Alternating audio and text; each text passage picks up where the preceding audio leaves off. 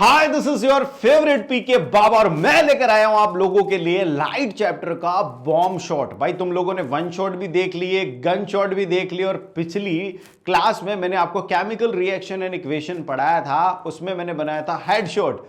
अब बारी है बॉम्ब शॉट की। तो यार ये लाइट चैप्टर का बॉम्ब शॉट है। भाई ये बॉम्ब शॉट क्यों है? ये हर एक वन शॉट की धज्जियां उड़ाने वाला है। ये स्पेशल है, ये वन एंड ओनली सॉल्यूशन है। एक वीडियो लाइट चैप्टर खत्म, तुम्हारे 10 से 12 नंबर पक्के भाई, 10 से 12 नंबर खत्म, टेंशन ही खत्म तुम्हारी 10 से 12 नंबर की। अब आ जाओ भाई यार, बात करते हैं। ये इंसान आप लोगों के साथ इस चैप्टर में बना रहेगा, यही आप लोगों को इस चैप्टर को कंप्लीट कराएगा।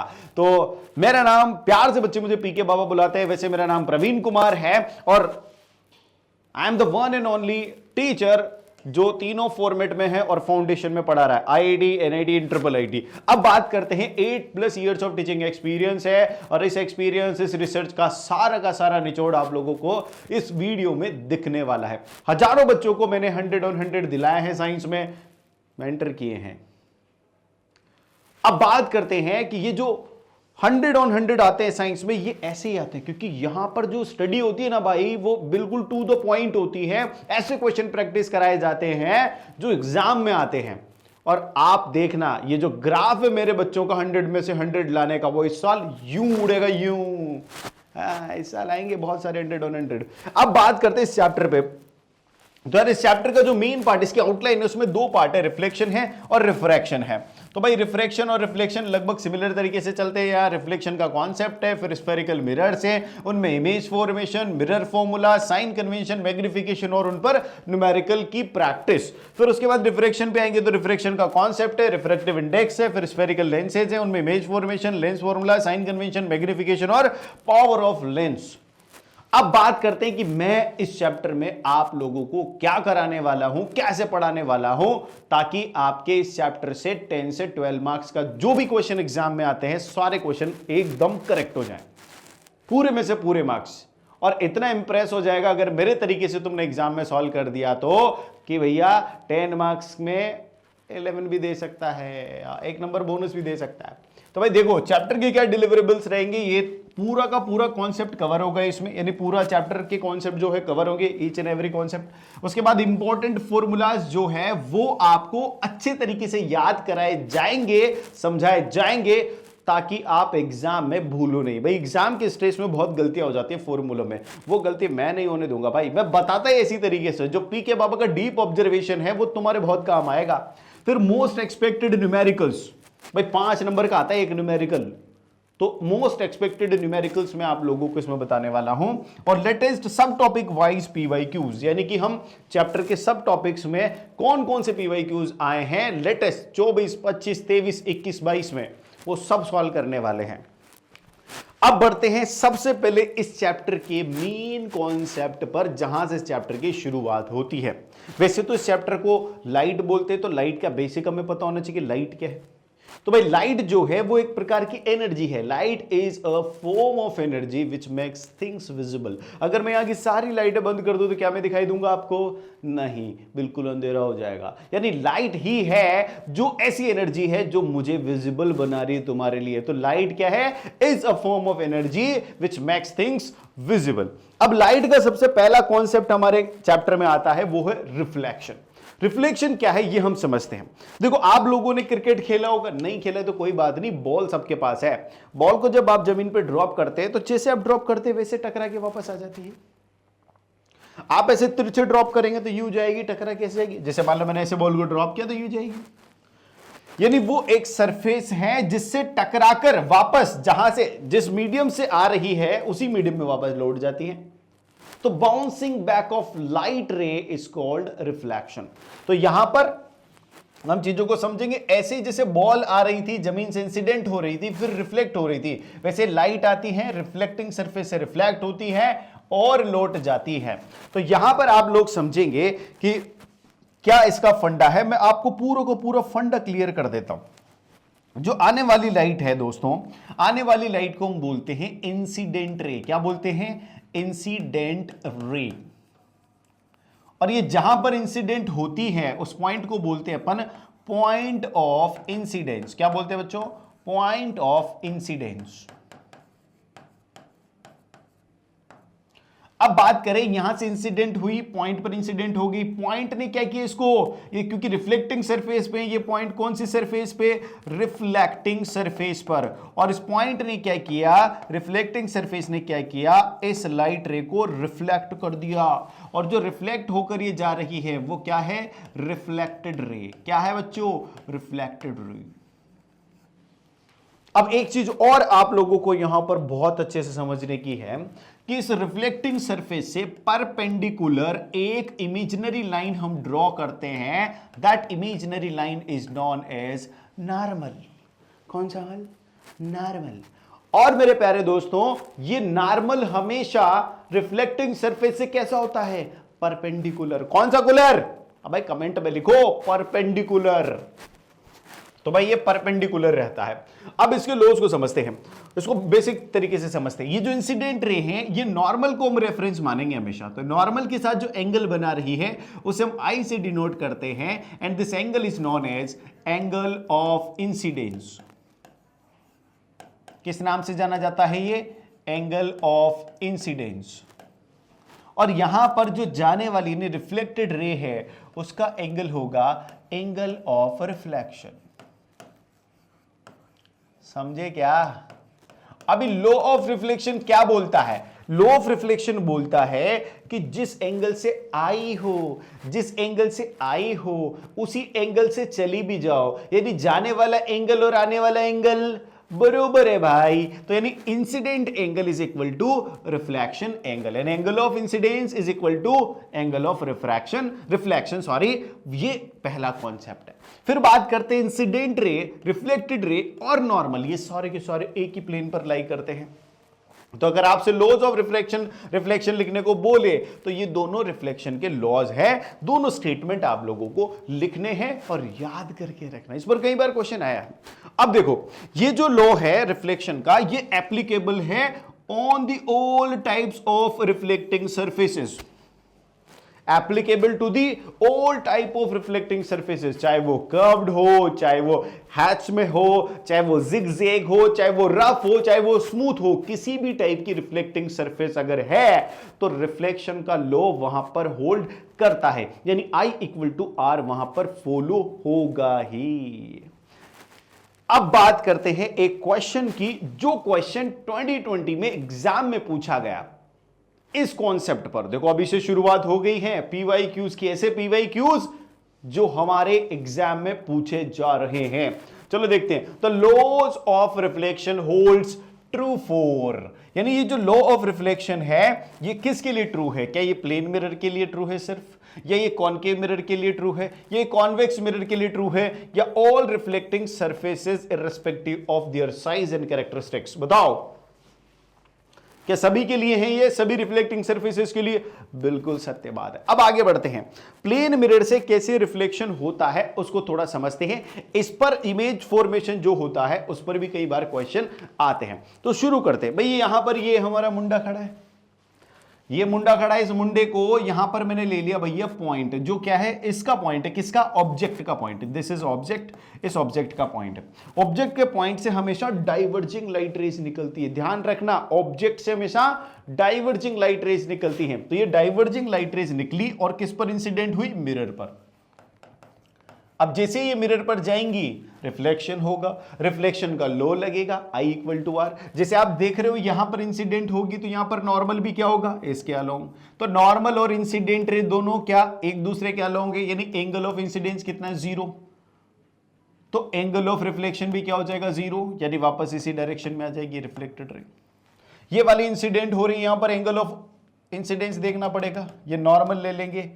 नॉर्मल क्या होगा, रिफ्लेक्टिंग सरफेस के परपेंडिकुलर, ये जिससे आई है उसी से चली भी जाएगी। तो ये हो जाएगी इंसिडेंट रे, ये हो जाएगी रिफ्लेक्टेड रे।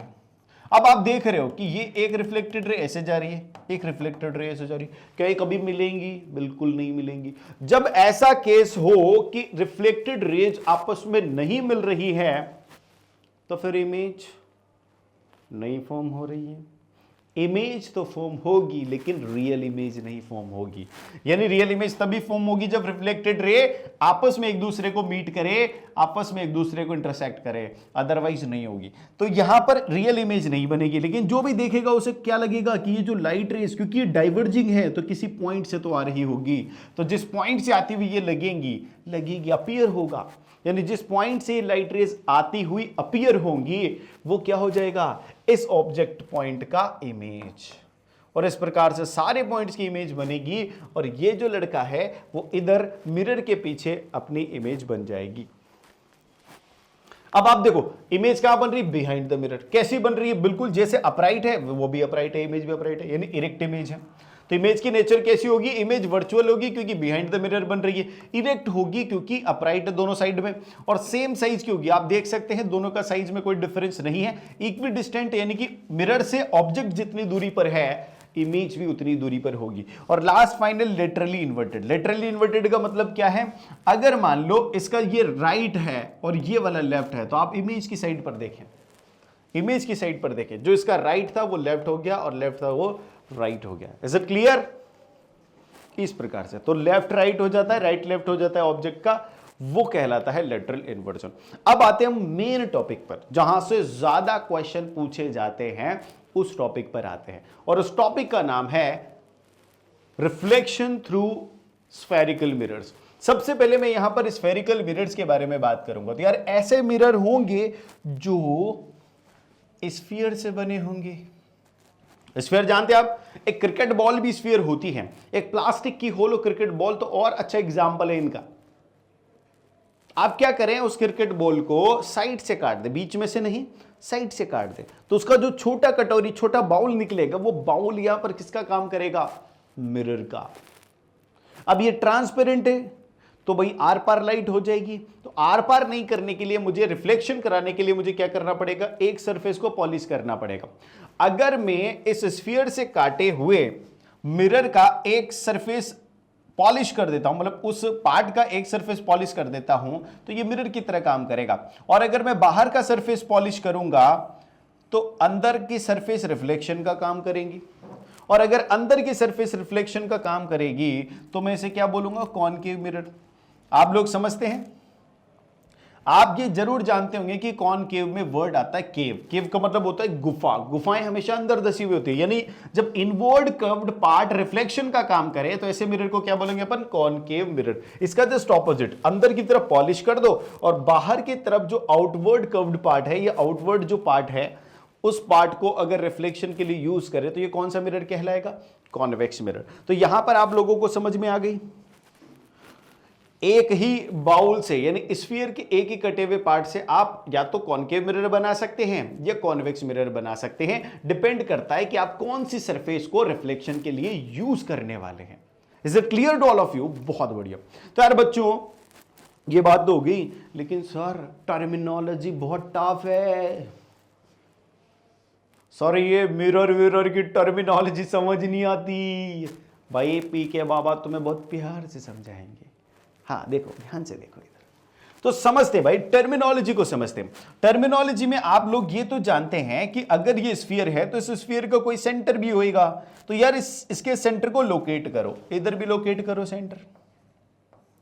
अब अगर ये आपने स्फीयर से काटा है तो इस बाउल को जब आप सरफेस पर टिकाओगे तो ये किसी पॉइंट पे टिकेगा, ध्यान रखना, काट करके देख लेना, वो जिस पॉइंट पे टिकेगा that is the centre of reflecting surface. और वो सेंटर यहां पर क्या कहलाता है, वो सेंटर यहां पर पोल कहलाता है। क्या कहलाता है बच्चों, पोल। और ध्यान से समझना, उस सेंटर को किस सेंटर से, ये जो सेंटर ऑफ कर्वेचर जिसको हम रिफ्लेक्टिंग जिसको हम स्फेरिकल मिरर का, ये स्फेरिकल सरफेस का सेंटर मान रहे हैं, इस स्फीयर के सेंटर को जब मैं रिफ्लेक्टिंग सरफेस के सेंटर से, स्फीयर के सेंटर को रिफ्लेक्टिंग सरफेस के सेंटर से ज्वाइन करूंगा, तो ये जो इमेजिनरी लाइन होगी, इस इमेजिनरी लाइन को हम बोलेंगे प्रिंसिपल एक्सिस। क्या बोलेंगे बच्चों, प्रिंसिपल एक्सिस। तो प्रिंसिपल एक्सिस क्या है, ये प्रिंसिपल एक्सिस है line joining pole and centre of curvature. ये जो स्फीयर का सेंटर है इसको बोलते हैं अपन सेंटर ऑफ कर्वेचर। ये जो रिफ्लेक्टिंग सरफेस का सेंटर है इसको बोलते हैं हम पोल। एक बार ओलंपियाड में एक क्वेश्चन पूछ लिया था कि does centre of curvature lie on reflecting surface. अब बताओ बताओ, नहीं करता। सेंटर ऑफ कर्वेचर तो भैया स्फीयर का सेंटर है, रिफ्लेक्टिंग सरफेस का सेंटर नहीं है। उसका सेंटर तो क्या कहलाता है? पोल, जो कि उस पर लाई करता है। तो पोल तो रिफ्लेक्टिंग सरफेस पर लाई करेगा, बट सेंटर ऑफ कर्वेचर नहीं। अब हम यहां पर दिखाएंगे कैसे रिफ्लेक्शन होता है, क्या डेफिनेशन होती है प्रिंसिपल फोकस की, फोकस पर भी आएंगे। लेकिन उससे पहले मैं बता दूं, फोकस जो होता है वो पोल और सेंटर ऑफ कर्वेचर के बीच में लाई करता है, बिल्कुल बिल्कुल बीच में, यानी mid point of the centre of curvature and pole ये है। अब यहां पर हमारा जब भी मिरर के केस में हम कोई भी मेजरमेंट करेंगे तो सारे मेजरमेंट रेफरेंस किसको मानेंगे? पोल को। यानी pole is the reference for all measurements in terms of mirrors. तो भाई पोल तो यहां पर रेफरेंस हो गया। हमने यहां पर समझा पोल, सेंटर ऑफ कर्वेचर और फोकस को भी समझ लिया। फोकस क्या होता है एक्चुअल में हम थोड़ा आगे बात करेंगे, लेकिन मैंने यहां पर लोकेट जरूर कर दिया है आप लोगों के इंफॉर्मेशन के लिए। अब हम आगे चलते हैं, इमेज फॉर्मेशन को समझते हैं। इमेज फॉर्मेशन को समझने के लिए कुछ बेसिक रूल हमें समझने पड़ेंगे और वो बेसिक रूल मैं आप लोगों को यहां पर समझा देता हूं। तो यार इमेज फॉर्मेशन को समझने के लिए पहले इमेज फॉर्मेशन के कुछ बेसिक रूल्स हमें समझने पड़ेंगे। जैसे मैं आप लोगों को एक बात बता देता हूं, यहां पर अगर मैं कॉनकेव मिरर को लूं तो यार आप जानते हैं कॉनकेव मिरर कैसा है, ऐसा कन्वर्जिंग मिरर है। ध्यान से देखना, इस पर अगर बहुत दूर से लाइट रेज आएंगी, बहुत दूर से लाइट रेज आएंगी तो कैसी आएंगी? पैरेलल। हमेशा बहुत दूर से आने वाली लाइट रेज पैरेलल होती है। अब ये जो पैरेलल रेज है ये क्या होंगी? इंसिडेंट होंगी। इंसिडेंट होते ही हमने अच्छा एक प्रिंसिपल एक्सिस भी बना रखी है अपन ने, ये पोल है, मान लो यहां पर सेंटर ऑफ कर्वेचर है, तो पोल और सेंटर ऑफ कर्वेचर को ज्वाइन करने वाली लाइन ये आपने प्रिंसिपल एक्सिस बना रखी है। ठीक है, अभी मैंने बताया था आप लोगों को कि फोकस के बारे में डिटेल में बताऊंगा, तो फोकस पर अभी आप चर्चा ना करें कि यहां पर बीच में फोकस है, बाद में देखेंगे। ये जो इंसिडेंट रे है ये किसी पॉइंट पर इंसिडेंट हुई। अब इंसिडेंट होते ही हमें क्या करना है भैया? लॉ ऑफ रिफ्लेक्शन लगाना है। जिस एंगल से आई हो उसी एंगल पर चली जाओ। लेकिन एंगल कैसे मेजर करोगे? नॉर्मल के साथ। नॉर्मल पता है क्या? वही जानना है नॉर्मल क्या होगा। तो जब भी कोई कर्व्ड सरफेस होगी, स्पेशली अगर यहां पर हम बात करें तो यहां पर नॉर्मल जिस भी पॉइंट पर इंसिडेंट हुआ है उसी पॉइंट को, अगर इंसिडेंट पॉइंट को अगर हम किससे ज्वाइन कर दें? अगर हम सेंटर ऑफ कर्वेचर से ज्वाइन कर दें तो ये जो ज्वाइनिंग लाइन है ये क्या काम करेगी? नॉर्मल का। यानी कि ये नॉर्मल है तो इंसिडेंट रे का जो एंगल है इसके साथ ये आई हो जाएगा। अभी आप लोग तो जानते हैं कि जिस एंगल से आई हो उसी एंगल से चली जाओ, ये रिफ्लेक्शन, ये रिफ्लेक्टेड रे। अब ध्यान से देखना, सेम इसके साथ होगा। ये पॉइंट ऑफ इंसिडेंस है, पॉइंट ऑफ इंसिडेंस है तो भैया यहां पर सेंटर ऑफ कर्वेचर से पॉइंट ऑफ इंसिडेंट को ज्वाइन करने वाली लाइन नॉर्मल बन जाएगी सिचुएशन में, और यहां पर क्या हो जाएगा? ये वही एंगल आई है और इससे जितने से आई है उतने से चली जाएगी। ये आर, आई और आर बरोबर हो जाएगा। सेम यहां पर आई और आर बरोबर हो जाएगा। अब आप देख रहे हैं ये रिफ्लेक्टेड रे 1 है, जैसे ये इंसिडेंट रे 1 थी तो उसकी रिफ्लेक्टेड रे 1 है।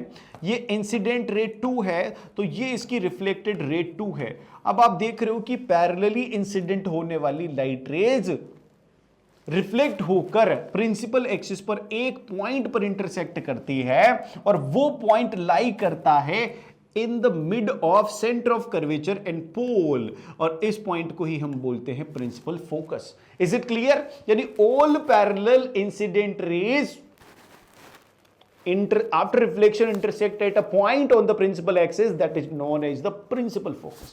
Is it clear? अब ये तो होगा भाई कॉनकेव में। अब कॉन्वेक्स में क्या होने वाला है? कॉन्वेक्स ड्रॉ करो सर, अंदर ये पार्ट को पॉलिश कर दो भाई, कर दो कर दो कर दो कर दो कर दो कर दो कर दो कर दिया। अब एक प्रिंसिपल एक्सिस बनाओ सर, बना देंगे भैया। यो पोल ले लिया हमने, इधर सेंटर ऑफ कर्वेचर होगा, दोनों को मिलाओ अगर, ठीक है? नहीं मिल रहा तो तुम मिला देना यार। अभी देखो यहां पर इंसिडेंट रेज किधर से आएंगी? जिधर से रिफ्लेक्टिंग सरफेस है, यानी पैरेलल रेज इधर आएंगी। ये इंसिडेंट हो गई, ये इंसिडेंट होगी। अच्छे से देखना, यही प्रिंसिपल बाद में फॉलो होने वाला है। ये इंसिडेंट रे 2 है, ये इंसिडेंट रे 1 है। अभी यहां पर भी ये इंसिडेंट पॉइंट है, ये भी इंसिडेंट पॉइंट है। अभी देखो यहां पर नॉर्मल कैसे बनेगा। कुछ लोग बोलते नहीं कि सर कॉन्वेक्स में डाइवर्ज क्यों होती है, यू भी तो आ सकती है, रिफ्लेक्ट होकर यू भी तो आ सकती है। अभी देखना, आंख खोलकर देखा तुमने, दिमाग को एक्टिव करके देखा, तो तुम्हें खुद शर्म आ जाएगी कि भाई मैं जो सोच रहा था गलत बात सोच रहा था। अब देखो यहां पर अगर ये इंसिडेंट पॉइंट है तो हमें क्या करना पड़ेगा, नॉर्मल कैसे बनेगा भाई, सेंटर ऑफ कर्वेचर को ज्वाइन करके। अच्छा ये नॉर्मल है, ये एंगल ऑफ इंसिडेंस है, तो रिफ्लेक्शन इधर होगा क्या, नॉर्मल के उधर होता है ना ये। अभी समझे क्या, सेम यहां पर होगा, सेम फंडा यहां पर होगा। ये सेंटर ऑफ कर्वेचर से, देखो मैं बहुत ज्यादा अच्छी ड्राइंग करता हूं, प्यारी ड्राइंग, आप सब लोग जानते हैं मेरी ड्राइंग के चर्चे देश विदेश में हैं, तो आप मेरी ड्राइंग की जितनी तारीफ करेंगे उतनी कम है, और मुझे ज्यादा फर्क नहीं पड़ता है मेरी ड्राइंग की तारीफ से। तो ये I इक्वल टू R, ये रिफ्लेक्टेड रे 1, ये रिफ्लेक्टेड रे 2। अब भाई क्या होएगा, ये वास्तव में तो कभी नहीं मिलेगी, यहां तो मिल रही थी, यानी रियल फोकस। कैसा फोकस, रियल फोकस, जहां पर एक्चुअल में मिलती है वो रियल है, यहां पर नहीं मिलेगी तो इसको पीछे जहां से एक्सटेंड करेंगे, और एक्सटेंड करके जहां पर ये इंटरसेक्ट करेंगे प्रिंसिपल एक्सिस पर, वो हो जाएगा कॉन्वेक्स मिरर का फोकस। और कॉन्वेक्स मिरर का फोकस कैसा होगा, virtual focus. Is it clear, अरे भाई क्लियर है सबको, ये कॉन्सेप्ट है। तो ये का ये पूरा का पूरा चीजें फॉलो होने वाली हैं। अब एक बात और बता दूं, यहां पर आप ये ध्यान से देखना, ये रिट्रेस करती है अपने पाथ को। अगर आप पैरेलल लाओगे तो रिफ्लेक्शन के बाद कैसे जाएगी, फोकस से जाते हुए नजर आएंगी कॉन्वेक्स में, और फोकस से वास्तव में जाएंगी कॉन्केव में। अगर आप फोकस से इंसिडेंट कराओगे तो भाई I equal to R, same funda ऐसे आ जाएगी, तो ये I हो जाएगा, और यार तो यानी फोकस से जाएगी तो पैरेलल हो जाएगी, पैरेलल इंसिडेंट होगी तो फोकस से जाएगी। क्लियर है कॉन्सेप्ट। अब अगर मान लो मैं सेंटर ऑफ कर्वेचर से इंसिडेंट करा दो ना सर, लेकिन सेंटर ऑफ कर्वेचर से कहीं भी इंसिडेंट हो वो नॉर्मल के अलोंग जाएगी, और नॉर्मल के अलोंग इंसिडेंट एंगल 0, तो 0 एंगल से जाएगी, तो 0 एंगल से वापस आएगी, यानी वापस अपने पाथ को रिट्रेस कर लेगी। इंसिडेंट रे जैसे जा रही है, रिफ्लेक्टेड रे वैसे आ रही है, सेम फंडा है। ठीक है, तो ये 3 रूल याद रखना, पैरेलल से फोकस, फोकस से पैरेलल, और सेंटर ऑफ कर्वेचर से सेंटर ऑफ कर्वेचर। ये याद रख लिया तो सारे के सारे रे डायग्राम चुटकियों में बना दो। रे डायग्राम पर 3 नंबर का क्वेश्चन आता है। ठीक है, चलो भाई शुरू करते हैं। तो पहले इमेज फॉर्मेशन हम देखते हैं। पहले इमेज फॉर्मेशन में मैं ऑब्जेक्ट को रखता हूं इन्फिनिटी पर। आप सब लोगों ने ध्यान से सुना था कि इन्फिनिटी से लाइट रेज कैसी आती है। ये हमारा पूरा का पूरा कॉनकेव मिरर है। इस कॉनकेव मिरर में मैंने सब चीजें लोकेट कर दी हैं, centre of curvature, focus mid में कर दिया और पोल कर दिया। अभी आप देखो ऑब्जेक्ट कहां, इन्फिनिटी पर। इन्फिनिटी का मतलब, इन्फिनिटी नाम का कोई जगह नहीं है भाई कि कोई लोकेशन है किसी जगह पर, नो लोकेशन। इन्फिनिटी का मतलब होता है कि जिस डायमेंशन में आपका सेटअप है, उस सेटअप के डायमेंशन की रेंज में अगर कंपेयर किया जाए तो जो डिस्टेंस है वो बहुत ज्यादा है, बहुत ज्यादा। जैसे अगर मैं बात करूं मेरे घर की डायमेंशन 10 बाई 10 का एक रूम है मेरा, और अगर मैं बात करूं इस डायमेंशन की पूरी अर्थ के कंपैरिजन में, तो यार अर्थ की साइज और मेरे घर की साइज, अर्थ की साइज और मेरे घर की साइज कंपेरेबल है क्या, नहीं। अर्थ की साइज मेरे घर की साइज के कंपैरिजन में इनफाइनाइट है। तो जब बहुत बड़ी डिस्टेंसेस हो जाती हैं, जब बहुत दूर कोई चीज रखी होती है तो इन्फिनिटी। तो यहां पर ये ऑब्जेक्ट बहुत दूर रखा हुआ है मिरर से, इसलिए इनफिनिट है। अब दूर से लाइट रेज कैसी आती है, parallel. Parallel light rays as you all know कहां से जाएंगी, फोकस से। इमेज कहां बन रही है, जब इंसिडेंट रे ऑब्जेक्ट से निकलती है तो रिफ्लेक्टेड रे किस पर मीट करती है, इमेज पर। तो यहां पर जहां पर मीट कर रही है वो इमेज है, यानी फोकस पर मीट कर रही है। तो पोजीशन ऑफ इमेज क्या है, फोकस। इमेज कैसी बन रही है, पॉइंट साइज। ऑब्जेक्ट तो इतना बड़ा है, इमेज बन रही है पॉइंट साइज्ड, यानी पॉइंट साइज बन रही है, हाईली डिमिनिश्ड बन रही है। और नेचर की बात करूं तो रियल बन रही है क्योंकि वास्तव में मिल रही है।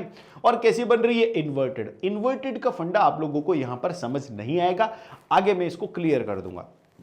अब नेक्स्ट पोजीशन लेते हैं। मैंने ऑब्जेक्ट को थोड़ा क्लोज लाया, बोले इतना दूर नहीं यार, इन्फिनिटी बहुत दूर हो जाता है, थोड़ा सा पास लेके आओ। तो मैंने ऑब्जेक्ट को रखा बियॉन्ड सी, बट बहुत ज्यादा दूर नहीं, ठीक है ना।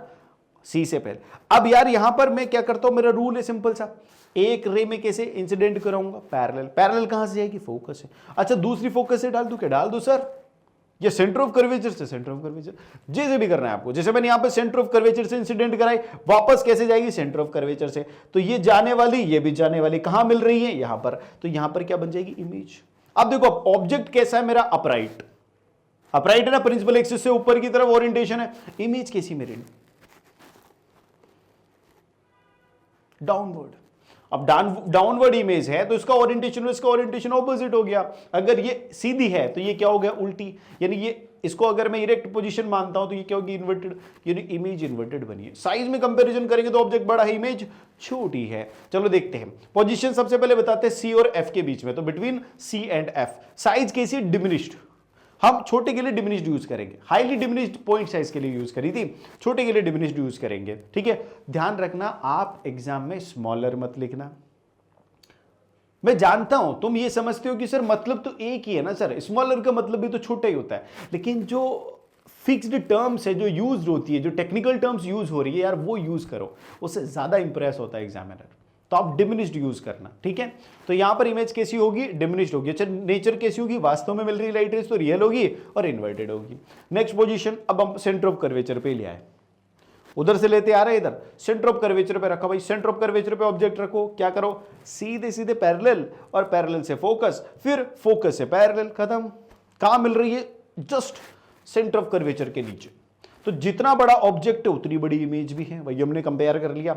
और ऑब्जेक्ट का ओरिएंटेशन ऊपर है प्रिंसिपल एक्सिस से, लेकिन इमेज का ओरिएंटेशन नीचे प्रिंसिपल एक्सिस से, यानी कि इन्वर्टेड है। तो देखो पोजीशन क्या है इमेज की, सेंटर ऑफ कर्वेचर। साइज के, सेम साइज। उसके बाद अगर मैं बात करूं नेचर ऑफ इमेज, तो रियल है और इन्वर्टेड है, आप सब लोग देख पा रहे हैं। अब मैंने ऑब्जेक्ट को और क्लोज लाया, बोले अब नहीं, अब सी पर नहीं, सी और एफ के बीच में रख दो। दो ऑब्जेक्ट मैंने सी और एफ के बीच में रखा, तो मैं देखो सी और एफ के बीच में ऑब्जेक्ट रख रहा हूं। सबसे पहले तो पैरेलल, फोकस से जाएगा, फिर मैं फोकस से भी कर सकता हूं, फोकस से इंसिडेंट करो, पैरेलल हो जाएगी। नहीं तो सेंटर ऑफ कर्वेचर सी जाती हुई कर दो तो सेंटर ऑफ कर्वेचर से जाएगी। तो कहां मिलेगी, बियॉन्ड सी। तो इमेज की पोजीशन क्या होगी दोस्तों, पोजीशन ऑफ इमेज है हमारी बियॉन्ड सी, यानी सी के पीछे। और इमेज आप देख रहे हो, ऑब्जेक्ट अपराइट है, इमेज डाउनवर्ड है। ध्यान से देखना, ऑब्जेक्ट की साइज छोटी है, इमेज की साइज बड़ी है। यानी कि पहले ऑब्जेक्ट बड़ा, इमेज छोटी हुआ करती थी। धीरे धीरे आप और पास रहे, ऑब्जेक्ट और इमेज बराबर हुई, और ज्यादा क्लोज लेकर आए, अब इमेज और ऑब्जेक्ट से बड़ी हो गई है। ठीक है, तो इमेज कैसी है यहां पर, इनलार्ज्ड। कैसी है, इनलार्ज्ड।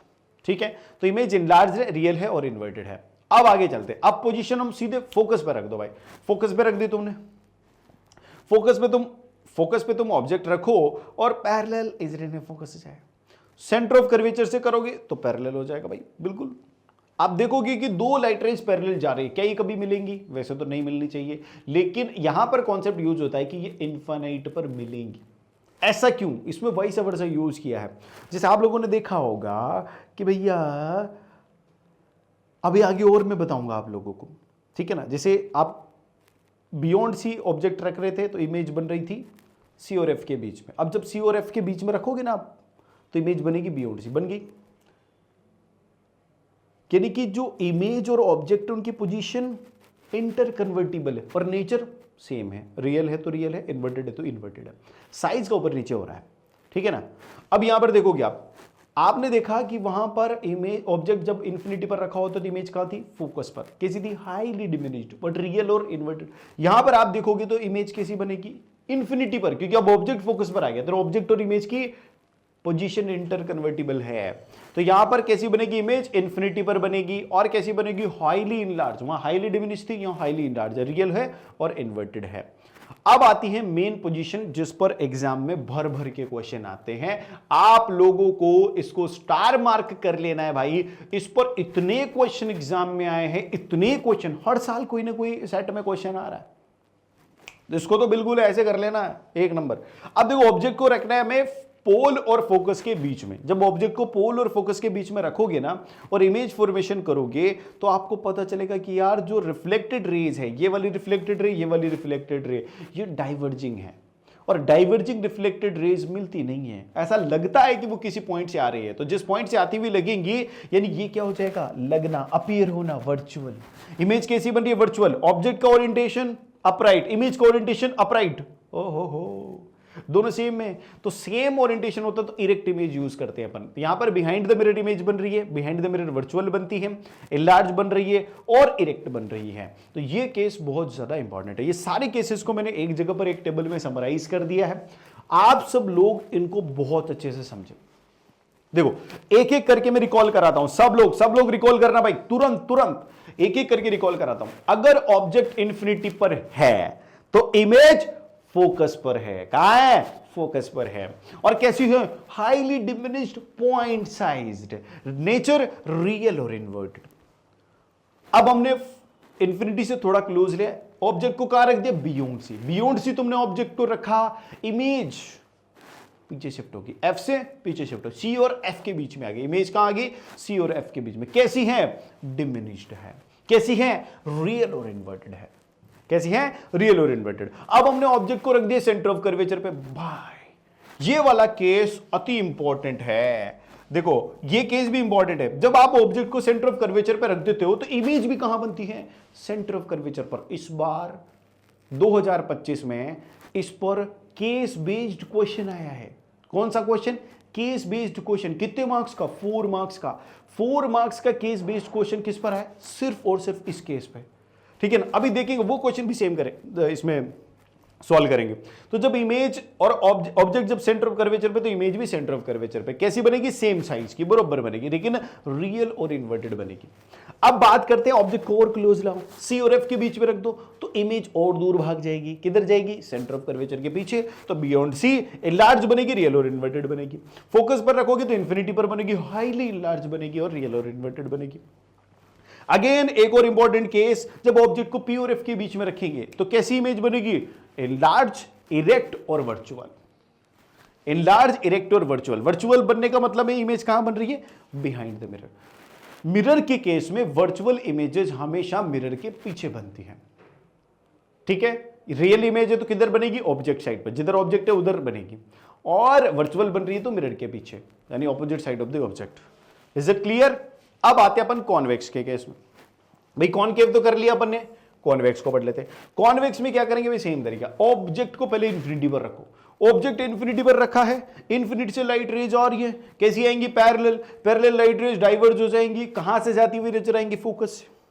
यानी ऑब्जेक्ट अगर इंफिनिटी पर, तो इमेज कहां बन रही है? फोकस पर। क्या वास्तव में बन रही है? नहीं भाई, ये तो नहीं मिलेंगी कभी, ऐसा लग रहा है। तो position of image focus, size highly diminished point size. ठीक है? नेचर वर्चुअल है और इरेक्ट है, वर्चुअल है और इरेक्ट। इसके अलावा आप इंफिनिटी के बाद आप पोल और इंफिनिटी के बीच में कहीं भी ऑब्जेक्ट को रख दो, इमेज एक ही प्रकार की बनेगी, और वो मैं बताने वाला हूं। आपने यहां पर रखा, ठीक है, मैंने लोकेट नहीं किया कि वो सेंटर ऑफ कर्वेचर है या क्या है क्या नहीं, क्योंकि कहीं भी रखो सेम नेचर की इमेज आ रही है। तो आपने यहां रखा पैरेलल लाइट रे, फोकस से जाती हुई नजर आएंगे, फिर सेंटर ऑफ कर्वेचर से इंसिडेंट तो वापस सेंटर ऑफ कर्वेचर से जाती हुई नजर आएंगे। लेकिन ये दोनों डाइवर्जिंग है तो कभी नहीं मिलेंगे। तो यहां पर कहां मिलती हुई नजर आएगी? आप देखो ऑब्जेक्ट कहीं भी है, अगर इंफिनिटी पे है तो इमेज कहां बन रही है? फोकस पर। लेकिन इंफिनिटी के अलावा किसी भी पोजीशन पर ऑब्जेक्ट है तो कहां बनेगी? एफ और पी के बीच में इमेज। और कैसी बनेगी? इरेक्ट और वर्चुअल और डिमिनिश्ड। ये 3 कैरेक्टर याद रखना। यानी कॉन्वेक्स मिरर में बनने वाली इमेज हमेशा डिमिनिश्ड होती है, वर्चुअल होती है और इरेक्ट होती है। ये तीनों चीजें याद रहेगी ना, तुम्हारे क्वेश्चन गलत होंगे ही नहीं। ठीक है ना? आगे बताने वाला हूं कि इनकी कहां पर यूजेस आएंगे। इनको भी, इन केसेस को भी मैंने समराइज कर दिया है। इन्फिनिटी पर, फोकस पर बनती थी, हाईली डिमिनिश्ड पॉइंट साइज। कैसी बन रही है? वर्चुअल और इरेक्ट। यहां पर कहीं भी रख दो तो इमेज कहां बनेगी? पोल और एफ के बीच में, पोल और फोकस के बीच में बनेगी, डिमिनिश्ड बनेगी, वर्चुअल और इरेक्ट बनेगी। अब आ जाओ क्वेश्चन पर। यह क्वेश्चन है 2020 का।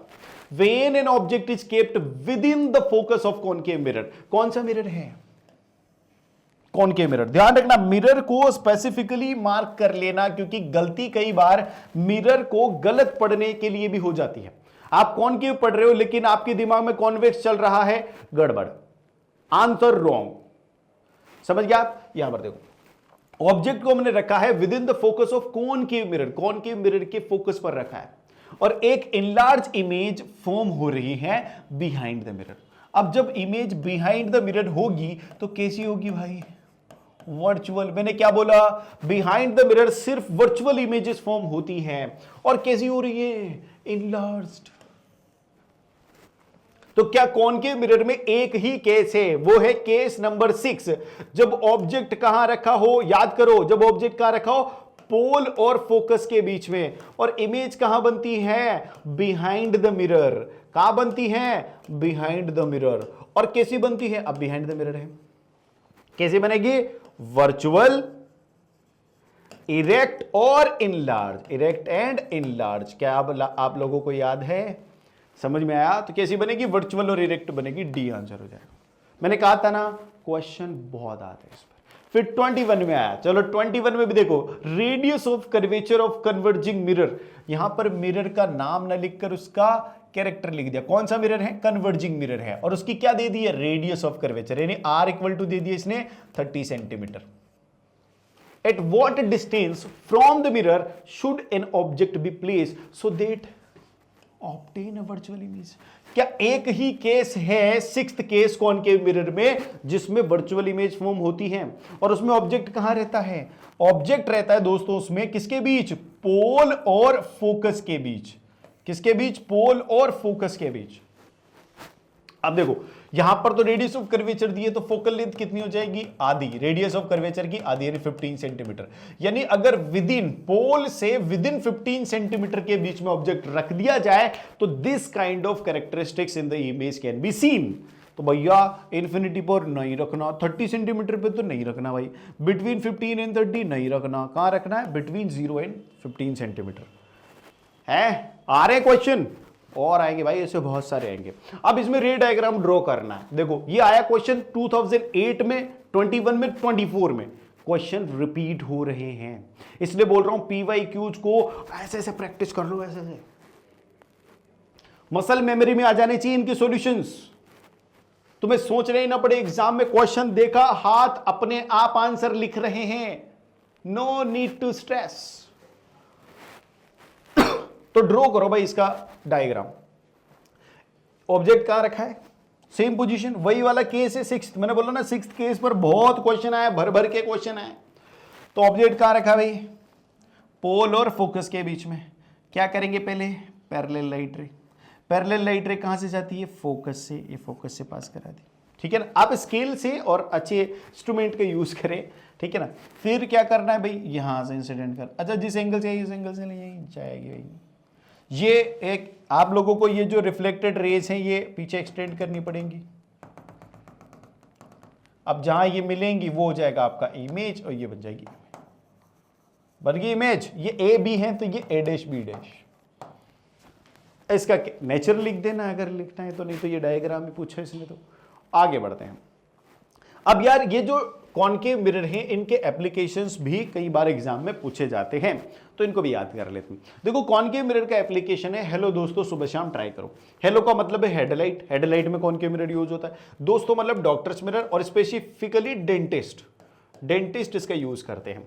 फिर सुबह सुबह हम शेविंग करके आते हैं ऑफिस, जैसे मैं तो आता नहीं हूँ, तुम लोग जानते हैं शेविंग से मेरा दूर दूर तक का कोई नाता नहीं है। मुझे महीने में एक बार मेरी बीवी जबरदस्ती बिठाकर शेविंग करवा के लाती है दुकान पे ले जाकर, कोई नाता नहीं है शेविंग शेविंग तो भाई सुबह सुबह क्या होगी, शेविंग होगी। शेविंग के लिए कौन सा यूज करते हैं अपन मिरर, वो भी कॉनकेव मिरर है। शाम को मुझे खाना चाहिए बढ़िया वाला, तो दिन में जो सोलर ओवन में पकाया हुआ है वो मुझे बहुत टेस्टी लगता है, तो सोलर ओवन में भी कौन सा मिरर है, कॉनकेव मिरर। फिर ट्राई से टॉर्च करो को फ्री फोकट। आगे आ जाओ, कॉन्वेक्स मिरर के भी कुछ काफी सारे एप्लीकेशन है। जो रियर व्यू मिरर है हमारा, रियर व्यू मिरर वो कॉन्वेक्स मिरर होता है। क्यों होता है, अगर मान लो आपकी बाइक के पीछे ट्रक चल रहा है, तो ट्रक बहुत बड़ा ऑब्जेक्ट है, और उस बहुत बड़े ऑब्जेक्ट की इमेज बहुत छोटी मिल जाए तो क्या सब कुछ देख पाओगे अच्छे से, और सीधी मिल जाए। ऐसा नहीं ट्रक पास में आते तो सीधी हो गई, दूर जाते उल्टी हो गई, ऐसा नहीं भाई। तो कॉन्वेक्स मिरर ही एक ऐसा इलाज है जिससे ऑब्जेक्ट की इमेज छोटी भी मिलेगी, सीधी भी मिलेगी और वर्चुअल मिलेगी। तो भाई यहां पर कॉन्वेक्स मिरर यूज होता है। फिर जो शार्प टर्न्स होते हैं वहां पर भी कॉन्वेक्स मिरर होता है। क्यों होता है, इसका वाइड व्यू रेंज होता है इस वजह से। जो सुपरमार्केट्स होते हैं वहां पर एंटी थेफ्ट डिवाइस के लिए भी अपन ने कॉन्वेक्स मिरर का इस्तेमाल करते हैं। अब इस पर आए क्वेश्चन पर आ जाओ। 20 और 22 में आया ये question, in which of the following is concave mirror used, इनमें से कौन से में कॉनकेव मिरर यूज होता है। हेलो दोस्तों सुबह शाम ट्राई करो, ठीक है। तो शाम को सोलर ओवन का खाना खाता हूं मैं, तो सोलर कुकर इसका एप्लीकेशन है, ठीक है। Rear view mirror in vehicle, नहीं ये कॉन्वेक्स है। Safety mirror in shopping mall, ये भी कॉन्वेक्स है। In viewing the full size image of the distance tall building, ये भी कॉन्वेक्स में पॉसिबल है। ठीक है, आंसर क्या हो जाएगा? ए हो जाएगा। बहुत बढ़िया। एक और क्वेश्चन है, mirror X is used, mirror X is use, ये कब आया? ये 25 में आया। देखो, mirror X is used to concentrate sunlight in solar furnace, वही बात आ गई, सोलर एप्लीकेशन। तो एक्स कौन सा हो जाएगा? एक्स हो जाएगा कॉनकेव मिरर, क्योंकि पता है मुझे कॉनकेव मिरर। फिर उसके बाद mirror Y is fitted on the side view of the vehicles to see the traffic, Y भैया क्या हो जाएगा? कॉन्वेक्स। खत्म काम। ठीक है, ट्रैफिक में which of the following statement are true, तो image formed by X, X के द्वारा जो इमेज फॉर्म हो रही है वो रियल है। यार सोलर फर्नेस में बहुत दूर से लाइट रेज आती हैं, सन से आती है लाइट रेज, तो फोकस होती है किस पर? फोकस पर, फोकस पर कन्वर्ट होती है, रियल इमेज होती है। तो बिल्कुल ये तो बनाता है रियल, सही बात है। डिमिनिश्ड भी बनाता है क्या? डिमिनिश्ड, हाईली डिमिनिश्ड बनाता है। एंड एट इट्स फोकस, क्या फोकस पर बनाता है? बिल्कुल सत्य वचन है। फिर image formed by the mirror Y is virtual, Y के द्वारा जो इमेज है वो वर्चुअल है, डिमिनिश्ड है और इरेक्ट है, बिल्कुल ये भी सत्य बात है, ये भी सत्य, ये भी सत्य। Image formed by the X is virtual, X के द्वारा इमेज वर्चुअल नहीं है। Image formed by the Y is real, real नहीं है। यानी first and second A option में है, ये तुम्हारा आंसर है। ये 2025 में क्वेश्चन पूछा है। ठीक है, क्वेश्चन बहुत ज्यादा टफ नहीं है, बिल्कुल एकदम बेसिक कॉन्सेप्चुअल क्वेश्चन है, पर वो क्वेश्चन पूछ ऐसे लिया कि तुम्हारे ठीक है ना, टेंशन हो जाती है यार, तुम घबरा जाते हो। अब आता है भाई इस पूरे चैप्टर में बाप कॉन्सेप्ट। कौन सा कॉन्सेप्ट? बाप कॉन्सेप्ट ऑफ द चैप्टर। तो यार ये बाप कॉन्सेप्ट को बहुत अच्छे तरीके से समझना है, सीखना है। तो भाई बाप कॉन्सेप्ट को बच्चा बनाना है ना, तो भाई पी के बाबा बहुत अच्छे से तुमको बहुत तसल्ली से ये चीज समझाने वाले हैं और तुम्हें ध्यान से समझना है। सबसे पहले मिरर फॉर्मूला क्या होता है, इसे तुम जो बुक में लिखा है ना वैसे याद मत करो, जैसे मैं याद करवा रहा हूं वैसे याद करो, क्योंकि फ्यूचर में इसका फायदा होने वाला है लेंस फॉर्मूले में। क्योंकि अगर तुमने मिरर फॉर्मूला मेरे तरीके से याद नहीं किया तो ये श्योरली 101% गारंटी दे रहा हूं कि लेंस फॉर्मूले पर आने वाले क्वेश्चंस तुम गलत करोगे, ये मेरी गारंटी है। तो मेरे तरीके से याद करना। अच्छा, मैं याद करने का कॉन्सेप्ट भी बता देता हूं कि मैं जिस सीक्वेंस में याद करा रहा हूं उसको भी कैसे याद रखना है।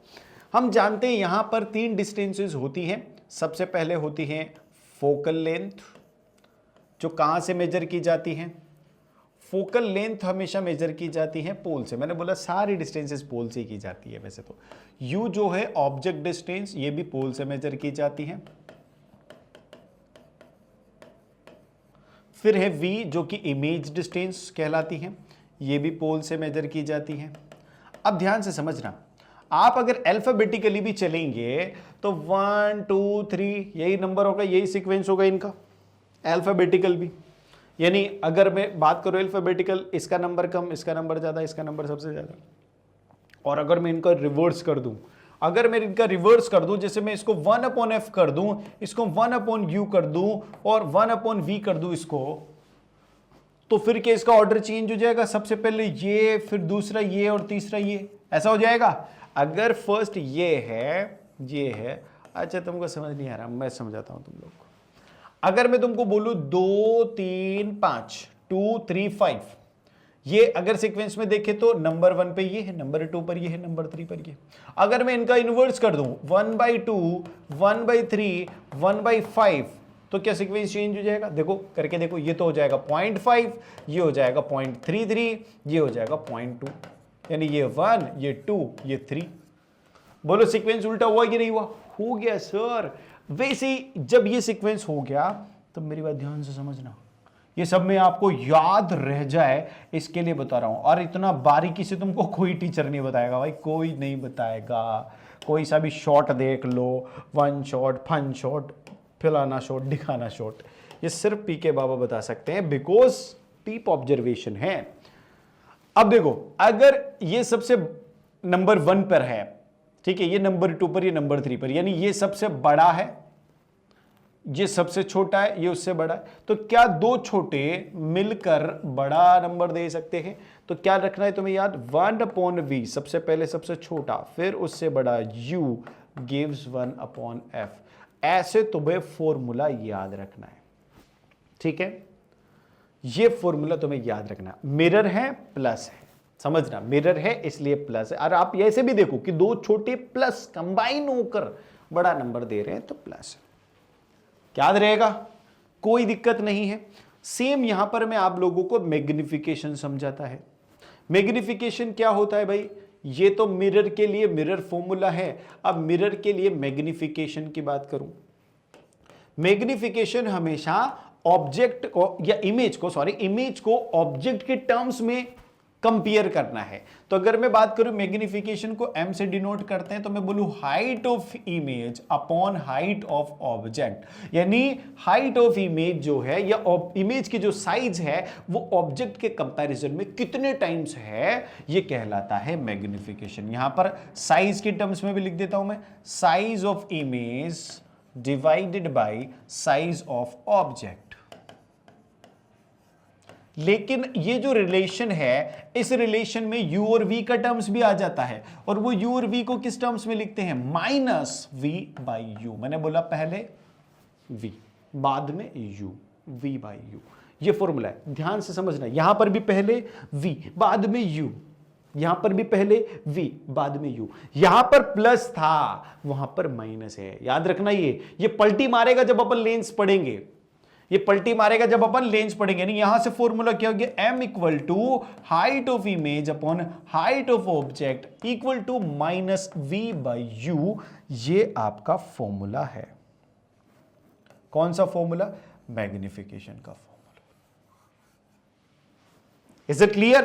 अब हम चलते हैं भाई, मिरर फॉर्मूला देख लिया आपने। अब सर साइन कन्वेंशन, सर सबसे बड़ा जीवन का दुख ही साइन कन्वेंशन है। साइन कन्वेंशन की वजह से 99% न्यूमेरिकल गलत हो जाते हैं, तुम्हारा सही आंसर आता ही नहीं है। और स्टेप मार्किंग में तुम फॉर्मूला का एक आध नंबर ले लेते हो, लेकिन 4 मार्क्स क्योंकि तुमने गलत यूज किया है साइन, इस वजह से कट जाते हैं। तो अगर 5 आउट ऑफ 5 स्कोर करने हैं तो भाई मेरा साइन कन्वेंशन ध्यान से देख लो। साइन कन्वेंशन के लिए हम क्या करते हैं भाई, दोनों मिरर ले लो भाई, एक साथ दोनों ले लो भाई, ठीक है। ये वाला कॉनकेव बना देता हूं मैं, कॉनकेव बन गया। ये वाले को कॉन्वेक्स बना देता हूं, कॉन्वेक्स बन गया। बिल्कुल तसल्ली से समझो, आराम आराम से। लाइट चैप्टर बहुत इजी चैप्टर है, बस कॉन्सेप्चुअली तुमको सही तरीके से समझाने वाला मिल जाए तो तुम आग लगा दोगे। ये प्रिंसिपल एक्सिस, ऑब्जेक्ट कहां रख सकते हैं, इधर रख सकते हो क्या, मिरर के पीछे। कभी मिरर के पीछे जो प्लेन मिरर होता है उसके पीछे खड़े होकर अपनी शक्ल देखिए, नहीं दिखती नहीं है ना भाई, इमेज ही नहीं बनेगी। तो इमेज कहां बनेगी, जब object in front of the reflecting surface रखा हो। तो यहां पर मैंने ऑब्जेक्ट को रख दिया, मेजरमेंट सारे कहां से होंगे, पोल से। यहां पर ऑब्जेक्ट इधर रखना पड़ेगा, मेजरमेंट सारे किधर होंगे, पोल से। समझो, वैसे तो कॉन्सेप्ट इंसिडेंट रेज का होता है, इंसिडेंट रेज इस डायरेक्शन में मूव करेंगी, यानी इंसिडेंट रेज अप्रोच करेंगी किसको, रिफ्लेक्टिंग सरफेस को। तो जो डायरेक्शन होती है इंसिडेंट रेज की वो पॉजिटिव कंसीडर की जाती है, और जो उसकी ऑपोजिट डायरेक्शन में मेजरमेंट हो तो वो नेगेटिव कंसीडर करा जाता है। अब देखो, आपको अगर ऑब्जेक्ट साइड पर कोई भी डिस्टेंस कैलकुलेट करनी है तो कहां से करोगे, पोल से। तो पोल से जो भी मेजरमेंट ऑब्जेक्ट साइड पर करोगे, क्या वो सारे मेजरमेंट नेगेटिव होंगे, because they are opposite to the direction of incident rays. यानी ऑब्जेक्ट साइड के सारे मेजरमेंट नेगेटिव, ऑब्जेक्ट साइड के सारे मेजरमेंट नेगेटिव। लेकिन बिहाइंड द मिरर के पीछे जाके देखो, पोल से मेजरमेंट किधर होगा, पोल से मेजरमेंट इधर। और क्या ये इंसिडेंट रे की डायरेक्शन है, यानी बिहाइंड द मिरर पॉजिटिव और इन front of the mirror negative. यानी जिस साइड ऑब्जेक्ट है उस साइड की डिस्टेंस नेगेटिव होगी और हमेशा होगी। तो यार ऑब्जेक्ट डिस्टेंस तो हमेशा नेगेटिव होगी, चाहे ये वाला मिरर हो चाहे ये वाला मिरर होगी ना, ऑब्जेक्ट डिस्टेंस हमेशा नेगेटिव। बहुत बढ़िया। अच्छा, हाइट के कंपैरिजन में बात करूं तो प्रिंसिपल एक्सिस से अपराइट वाली हाइट हम पॉजिटिव लेंगे, हाइट, ठीक है, और डाउनवर्ड हाइट हम नेगेटिव लेंगे। ये अपराइट और डाउनवर्ड में है, ये ऐसे हैं, ठीक है। अब बढ़ो भाई, यहां पर साइन कन्वेंशन की बात करते हैं। कॉनकेव मिरर में ऑब्जेक्ट, भाई ऑब्जेक्ट कहीं भी हो नेगेटिव ही होता है, चाहे कॉनकेव मिरर हो चाहे कॉन्वेक्स मिरर। इमेज डिस्टेंस, आप जानते हैं कि कॉनकेव मिरर में 5 केसेस में रियल इमेज बनती है और सिर्फ एक केस है, 6th केस, जिसमें कौन सी इमेज बनती है? वर्चुअल इमेज किधर बनती है? Behind the mirror. Behind the mirror distance कैसी है? पॉजिटिव। और ऑब्जेक्ट की साइड में सारी रियल इमेजेस बनती है तो कैसी होगी? नेगेटिव। यानी इन 5 केसेस में तो नेगेटिव इमेज बनेगी, सिर्फ एक ही केस में पॉजिटिव इमेज बनेगी। इसमें हमेशा मिरर के पीछे इमेज बनती है, तो मिरर के पीछे वाली इमेज पॉजिटिव। फोकस किधर रहेगा? इसका वर्चुअल फोकस है तो मिरर के पीछे, बिहाइंड द मिरर है। इसका फोकस कैसा है? रियल है तो इन फ्रंट ऑफ द मिरर है, यानी ऑब्जेक्ट साइड पर है तो नेगेटिव। समझ में आई बात? Sign convention is very very important part of the chapter. अब आपको सीधे मैं कूदवाऊंगा किसमें? न्यूमेरिकल्स में। चलो एक्सपेक्टेड क्वेश्चन बताओ भाई, एक्सपेक्टेड क्वेश्चन 2026 का। Which of the following characteristics of the spherical mirror is given by the ratio of size of image to the size of object? अभी अपन ने एक क्वांटिटी पढ़ी है, क्या है वो? क्या वो अपर्चर है? नहीं भाई, वो मैग्निफिकेशन है। फोकल लेंथ क्या है? फोकल लेंथ तो r/2 होती है, यानी मिड पॉइंट होता है किसका? सेंटर ऑफ कर्वेचर और पोल के बीच का। रेडियस ऑफ कर्वेचर क्या है? Distance of the centre of curvature from the pole, radius of curvature. तो यहां पर मैग्निफिकेशन राइट आंसर होगा। अच्छा ये देखो मैग्निफिकेशन की एक चीज आप लोगों को समझा देता हूं, बताता हूं। मैग्निफिकेशन को अच्छे से समझने के लिए मैं पहले यहां बहुत सारी स्पेस बच रही है हमारे पास, इसमें स्पेस समझते हैं। मैग्निफिकेशन भाई, मैग्निफिकेशन जो है, अगर मान लो इसको रेशियो समझते हैं अपन, height of image upon height of object. ध्यान से समझना, अगर इमेज रियल है, इमेज पर बात करते अपन, अगर इमेज रियल है और इन्वर्टेड है, क्योंकि रियल इमेजेस ही इन्वर्टेड थी हमारे केस में, तो हाइट ऑफ इमेज कैसी होगी? क्योंकि इमेज इन्वर्टेड है तो नीचे की तरफ, यानी नेगेटिव, यानी हाइट ऑफ इमेज कैसी हो जाएगी? नेगेटिव। ठीक है, ये पहला केस। अगर इमेज कैसी है? वर्चुअल है और इरेक्ट है, वर्चुअल और इरेक्ट, कैसी होगी हाइट ऑफ इमेज? पॉजिटिव। समझो, पॉजिटिव। अगर मैं न्यूमेरिकली बात करूं, अगर इनलार्ज्ड है, इमेज इनलार्ज्ड है, इमेज अगर इनलार्ज्ड है तो क्या हाइट ऑफ इमेज का जो न्यूमेरिकल वैल्यू है वो हाइट ऑफ ऑब्जेक्ट से ज्यादा होगा? इनलार्ज का मतलब तो यही होता है। और अगर डिमिनिश्ड है तो डिमिनिश्ड का मतलब क्या होगा भाई? तो डिमिनिश्ड का मतलब होगा कि भैया हाइट ऑफ इमेज जो है वो छोटी होगी ऑब्जेक्ट से। और 5वां केस और ले लेते हैं, बराबर है, सेम साइज। सेम साइज में क्या होगा? दोनों बराबर होंगे, HI इक्वल टू HO। अब आप मैग्निफिकेशन को ध्यान से समझना भाई, बहुत तगड़ी बात बताने वाला है मैं, ठीक है। अगर रियल और इन्वर्टेड इमेज बन रही है तो मैग्निफिकेशन कैसा होगा? क्योंकि ऑब्जेक्ट की हाइट हमेशा पॉजिटिव, ऊपर क्या लिखना पड़ेगा मुझे? नेगेटिव। ये पहले केस का है, तो कैसा आएगा मैग्निफिकेशन? नेगेटिव। यानी नेगेटिव मैग्निफिकेशन का मतलब क्या है? रियल और इन्वर्टेड है। समझ गया आप? दूसरे केस में वर्चुअल और इरेक्ट है, तो वर्चुअल और इरेक्ट में क्या होगा? ये हाइट पॉजिटिव, ऑब्जेक्ट तो पॉजिटिव है ही, तो पॉजिटिव आ जाएगा।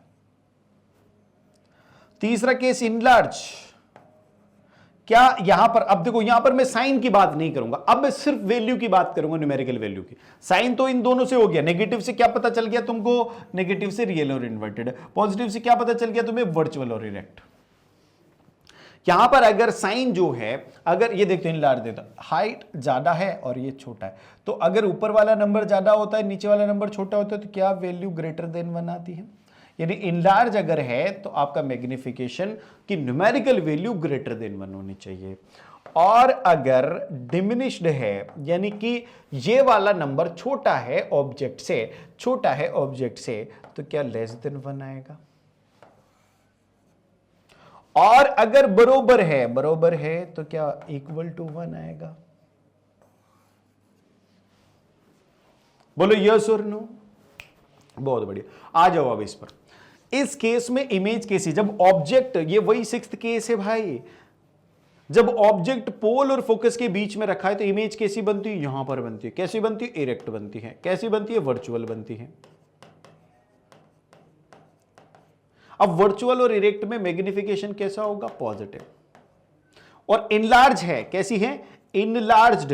तो इनलार्ज्ड का मतलब क्या होगा, न्यूमेरिकल वैल्यू ग्रेटर देन 1। बोलो, आ जाओ फटाफट से आंसर पे। साइन कैसा होगा, पॉजिटिव पॉजिटिव पॉजिटिव, तो नेगेटिव नेगेटिव को उड़ा दो।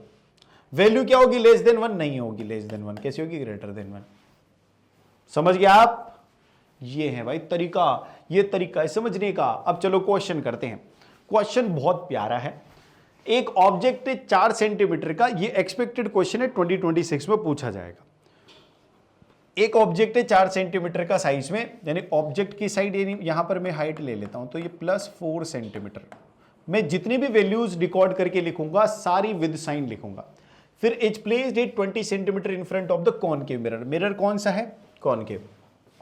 कितने डिस्टेंस पे, 25 सेंटीमीटर पे। तो ये क्या दे रखी है ना, ऑब्जेक्ट डिस्टेंस। तो यानी ऑब्जेक्ट डिस्टेंस होगी 25 सेंटीमीटर। अब आप खुद बताओ कि ये पॉजिटिव होगी नेगेटिव। यार मैंने चिल्ला चिल्ला कर बोला कि ऑब्जेक्ट की डिस्टेंस हमेशा नेगेटिव होती है, तुम्हें सोचना ही नहीं है पॉजिटिव नेगेटिव के बारे में। नेगेटिव, ऑब्जेक्ट नेगेटिव, खत्म, ये नेगेटिव। फिर v नहीं पता भाई, v तो पता ही नहीं होगा। अच्छा फोकल लेंथ पता है, तो पहले फोकल लेंथ कर लेते हैं। फोकल लेंथ कितनी है, फोकल लेंथ 15 सेंटीमीटर। अब यहां 15 सेंटीमीटर पे भी प्लस आएगा या माइनस आएगा, ये तुम्हें डिसाइड करना है। कैसे डिसाइड होगा, कॉनकेव मिरर है। कॉनकेव मिरर का फोकस कैसा होता है, रियल फोकस। अच्छा रियल चीजें तो नेगेटिव होती है ना, ये लो भाई रियल नेगेटिव। मिरर के केस में बता रहा हूं मैं, नेगेटिव। अब क्या पता करना है, what distance from the mirror should a screen be placed in order to obtain the sharp image. Sharp image obtain करने के लिए स्क्रीन वहां होनी चाहिए जहां इमेज बन रही है। यानी अल्टीमेटली ये इनडायरेक्टली ये पूछ रहा है कि इमेज कहां बनेगी, फिर उसकी नेचर, उसकी साइज और ये सब भी पता करनी है। तो हमें सबसे पहले ये करना है। और क्या पता करना है, हमें नेचर पता करनी है, ये करना है। लो भाई करके दिखाता हूं। आप सब लोग बहुत तसल्ली से मैं जैसे बताता जा रहा हूं वैसे सॉल्व करते रहे ना। अगर ऐसा कर लिया ना तुम लोगों ने, तो मैं कह रहा हूं कि 5 नंबर खरे हो गए तुम्हारे, बिल्कुल। हाँ खोटे एकदम, मजा आ जाएगा। सबसे पहले क्या करना है, मैं मिरर फॉर्मूला। मिरर फॉर्मूला कैसे लिखना है, जैसे मैंने याद करवाया। कैसे, 1/v + 1/u = 1/f। 1/v, v पता ही नहीं है। u विद साइन लिखना है। साइन क्या है u का, यहां पर -25 बरोबर 1/f। f कितना है, -15। ये प्लस माइनस माइनस हो जाएगा, 1/v -1/25। ये क्या हो जाएगा, -1/15।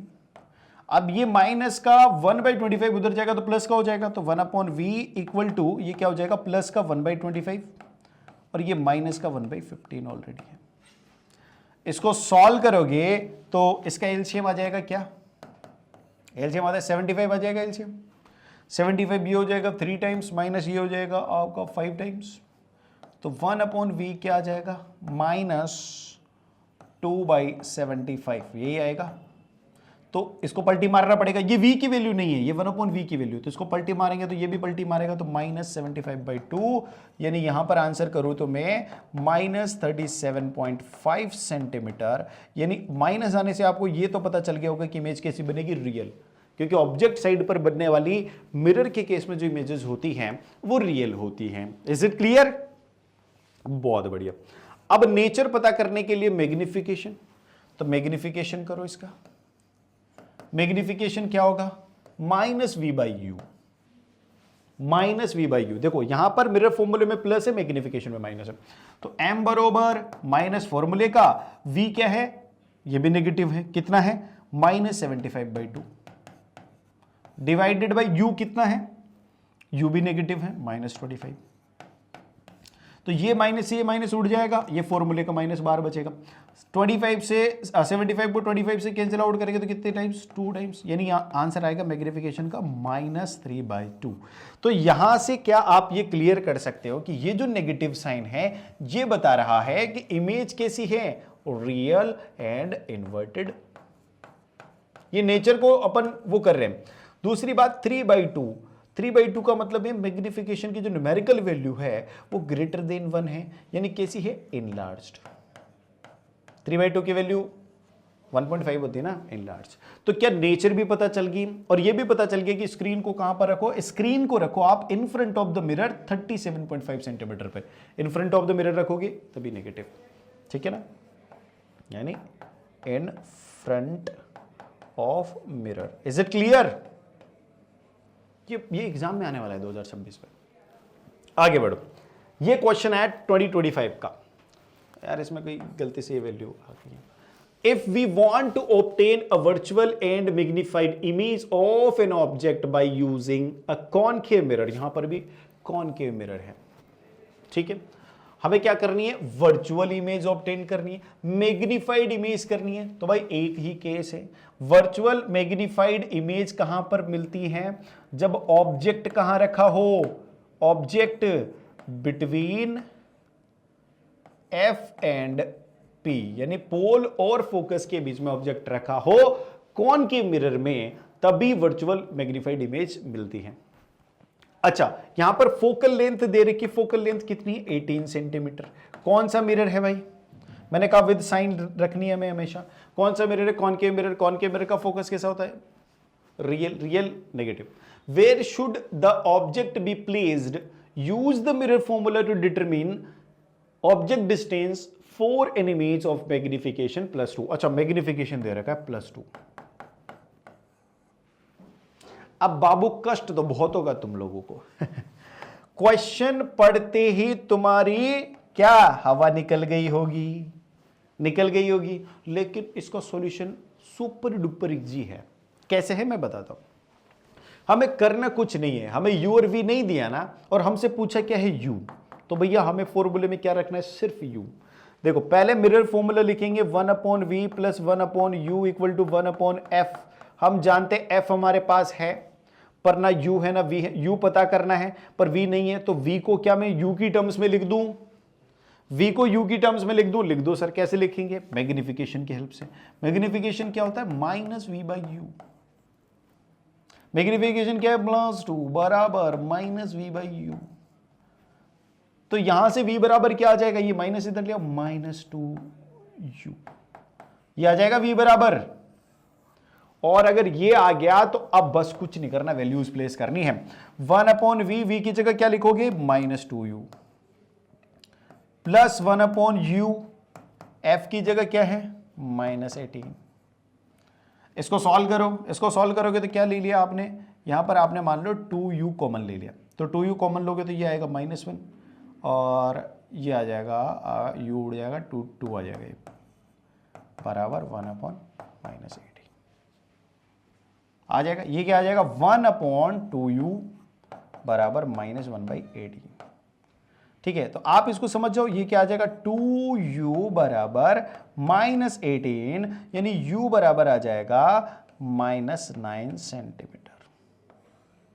अब आप यहां से वेरीफाई करो क्या ऑब्जेक्ट की डिस्टेंस फोकल लेंथ से कम आ रही है, क्योंकि हमेशा ये जो वर्चुअल और मैग्नीफाइड इमेज कॉनकेव के केस में तभी मिलेगी जब ऑब्जेक्ट डिस्टेंस क्या हो, पोल और फोकस के बीच में। तो पोल और फोकस के बीच में फोकस कहां होगा, 18 सेंटीमीटर पे, तो 18 सेंटीमीटर से कम होनी चाहिए, 9 सेंटीमीटर है, बिल्कुल वेरीफाइड है, कर दिया, जस्टिफाई योर आंसर, खत्म। अगले क्वेश्चन पर चलो। N object is placed at a distance of 10 centimetre from convex mirror of the focal length 15 centimetre. अब कॉन्वेक्स मिरर का ये 24, 25 दोनों में आया ये क्वेश्चन, ठीक है। तो सबसे पहले यहां पर क्या है, ऑब्जेक्ट डिस्टेंस। भाई ये ऑब्जेक्ट की डिस्टेंस हमें ना बिना सोचे समझे नेगेटिव के साथ लिख देते हैं। फिर कॉन्वेक्स मिरर है, बिल्कुल अच्छी बात है। फोकल लेंथ कॉन्वेक्स मिरर की कैसी होती है, पॉजिटिव, क्योंकि वर्चुअल है। अब हमें इमेज की पोजीशन फाइंड करनी है, तो मिरर फॉर्मूला लगाएंगे, 1/v + 1/u = 1/f। v क्या है भाई, नहीं पता, वही तो पता करनी है सर। u क्या है भाई, पता है, -10 है। f क्या है भाई, 1/15 हो गया ये माइनस प्लस माइनस, ये माइनस का उधर जाएगा तो प्लस का। बिल्कुल अच्छे से सॉल्व करा रहा हूं मैं, एक एक स्टेप, उधर जाएगा तो प्लस का हो जाएगा सर। तो ये 1/15 तो ऑलरेडी प्लस है, फिर ये 1/10 ऑलरेडी यहाँ पर प्लस आ गया। यहां पर क्या लोगे, एलसीएम लोगे क्या, बिल्कुल लेंगे सर 30, ये 2 हो जाएगा, ये 3 हो जाएगा, तो 1/v इक्वल टू क्या आ गया 5/30, तो v इक्वल टू क्या हो जाएगा 30/5, आंसर क्या आएगा 6 सेंटीमीटर। तो v बराबर आ रहा है 6 सेंटीमीटर और वो भी प्लस का। मैं यहां से चीजें डिकोड करना चाहूंगा। क्या मिरर कौन सा था, कॉन्वेक्स मिरर। अच्छा ये बताओ कॉन्वेक्स मिरर में इमेज कैसी बनती है, वर्चुअल। कहां बनती है, फोकस और पोल के बीच में, कि इसका फोकस 15 है, इमेज डिस्टेंस 6 है। क्या वर्चुअल बनती है यानी बिहाइंड द मिरर बनती है, तो पॉजिटिव साइन आ रहा है। पॉजिटिव साइन क्या बता रहा है, बिहाइंड द मिरर।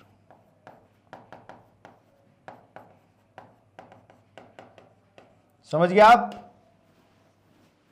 पोजीशन ही पता करनी थी हमें बस, ठीक है। इस क्वेश्चन में आगे बढ़ो। ओ हो 24 में केस बेस्ड क्वेश्चन आया है मिरर से, ठीक है, यानी 4-4, 5-5 नंबर के क्वेश्चन आ रहे हैं भाई। अब ये देखो, ये जो सोर्स बेस्ड क्वेश्चन है, केस बेस्ड क्वेश्चन है ये, ठीक है, इसमें 2 से 3 सब पार्ट्स है। इंटरनल चॉइसेस प्रोवाइडेड है, तो आप लोगों को इंटरनल चॉइस से मतलब नहीं है, तो मैं यहां पर चॉइस के बेसिस पर नहीं करना कि मैं तो सी वाला करूंगा डी वाला, सारे करने। अब देखो यहां पर कुछ केसेस दे रखे हैं जिसमें मिरर ए है, मिरर ए की फोकल लेंथ 20 है, ऑब्जेक्ट डिस्टेंस 45 है। मिरर बी की फोकल लेंथ 15 है, ऑब्जेक्ट डिस्टेंस 30 है। मिरर सी की फोकल लेंथ 30 है, ऑब्जेक्ट डिस्टेंस 20 है। अब ध्यान से सुनना, इन पर बेस्ड क्वेश्चन पूछे गए हैं। क्या क्वेश्चन है, पहले क्वेश्चन पर आओ।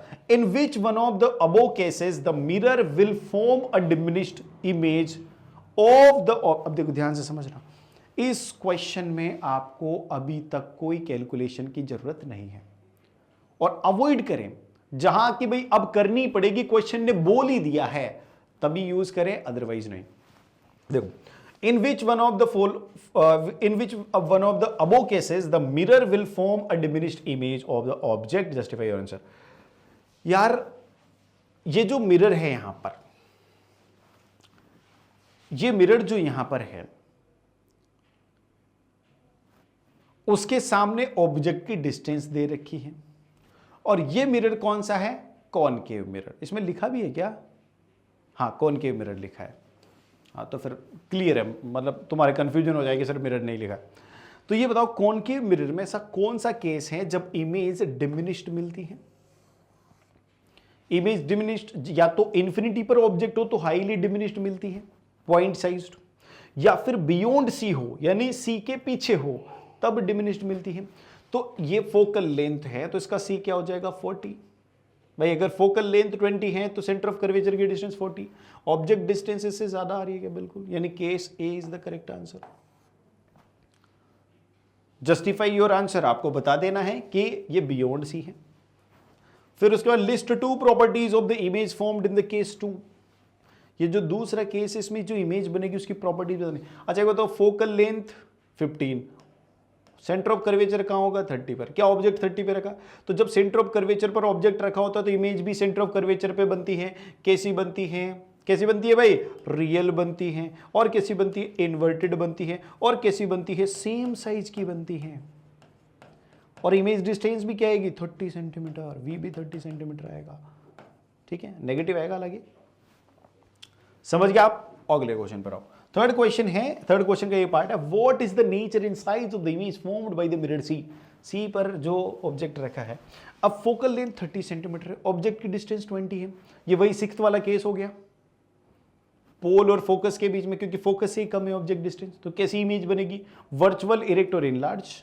बस बताना है आपको, जस्टिफाई भी करना है, ठीक है। उसके बाद एक object is placed at a distance of 18 centimetre from the pole of the concave mirror of focal length 12 centimetre. ये सेम, अच्छा ऑब्जेक्ट डिस्टेंस ज्यादा है, ये फोकल लेंथ 12 सेंटीमीटर है और ऑब्जेक्ट डिस्टेंस 18 है, तो 12 का डबल हो जाएगा 24, यानी फोकस और सेंटर ऑफ कर्वेचर के बीच में ऑब्जेक्ट है। तो ऐसे केस में इसकी पोजीशन पता करनी है, पोजीशन पता करने के लिए मिरर फॉर्मूला इस्तेमाल करें।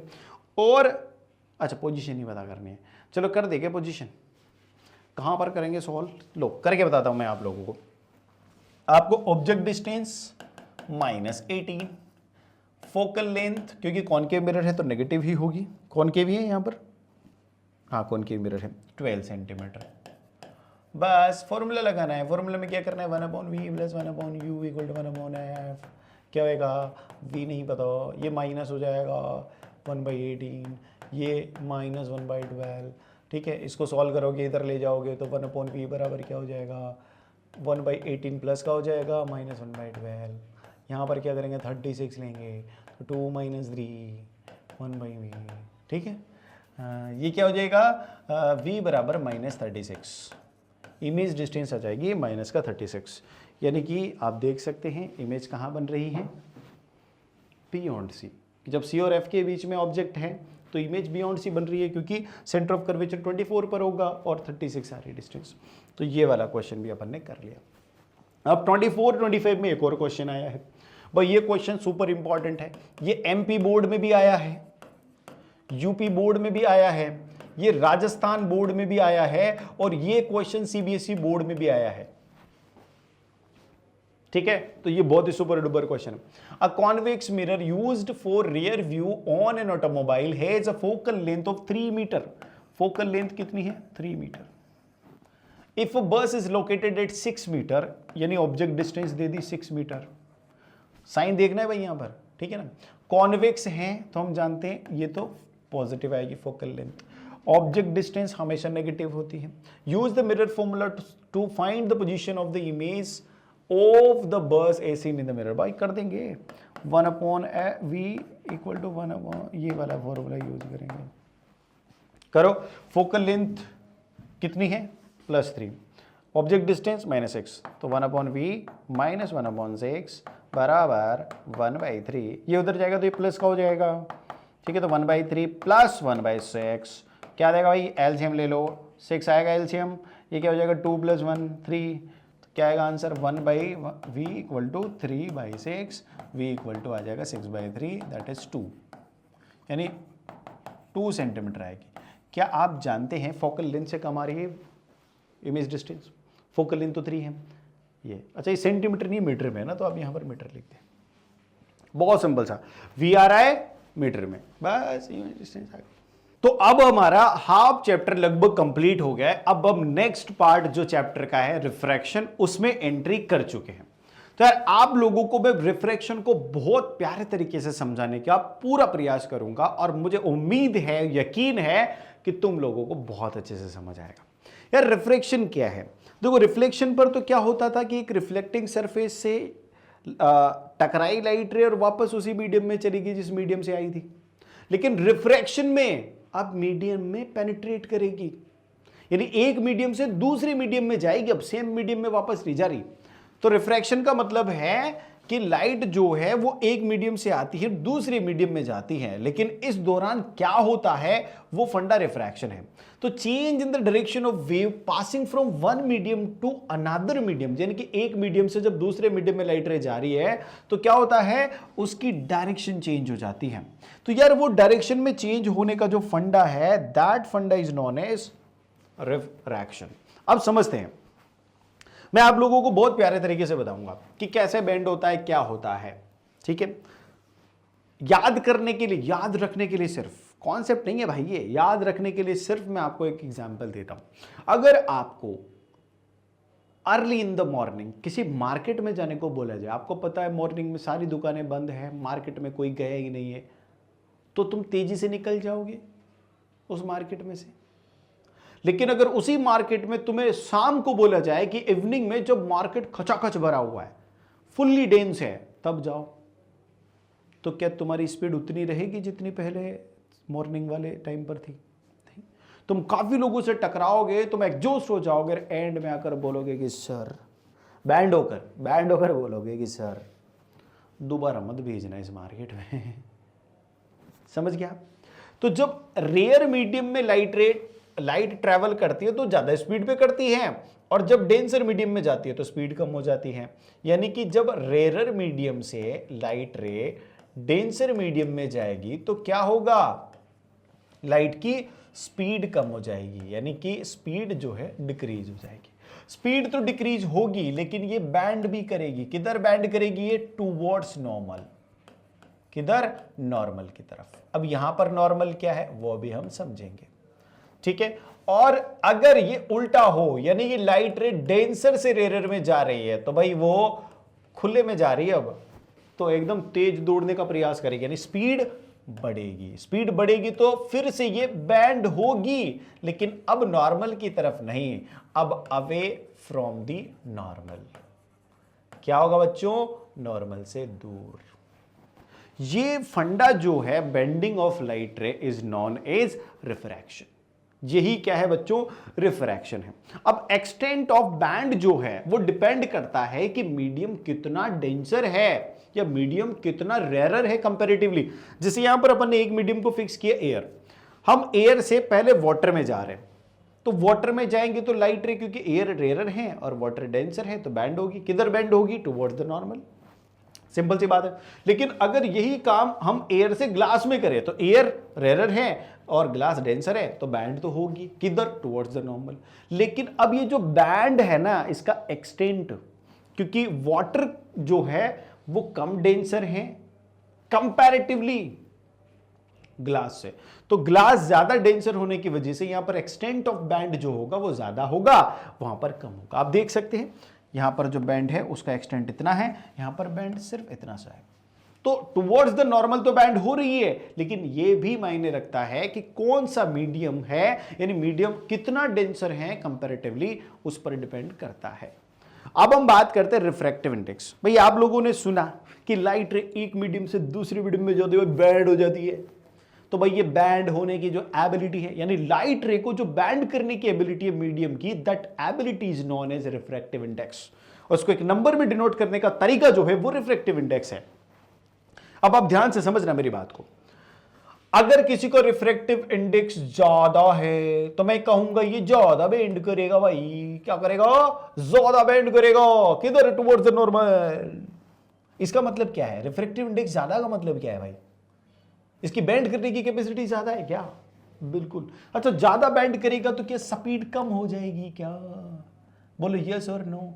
अब यहां से डायरेक्ट देखो, इधर देखो, अगर रिफ्रैक्टिव इंडेक्स कंपैरेटिवली कम है तो बैंड भी कम होएगा, ऐसे में स्पीड ज्यादा हो जाएगी। तो आपको एक बात बिल्कुल क्लियर कट दिख रही होगी कि ये जो रिफ्रैक्टिव इंडेक्स है ये स्पीड ऑफ लाइट के उल्टा चल रहा है।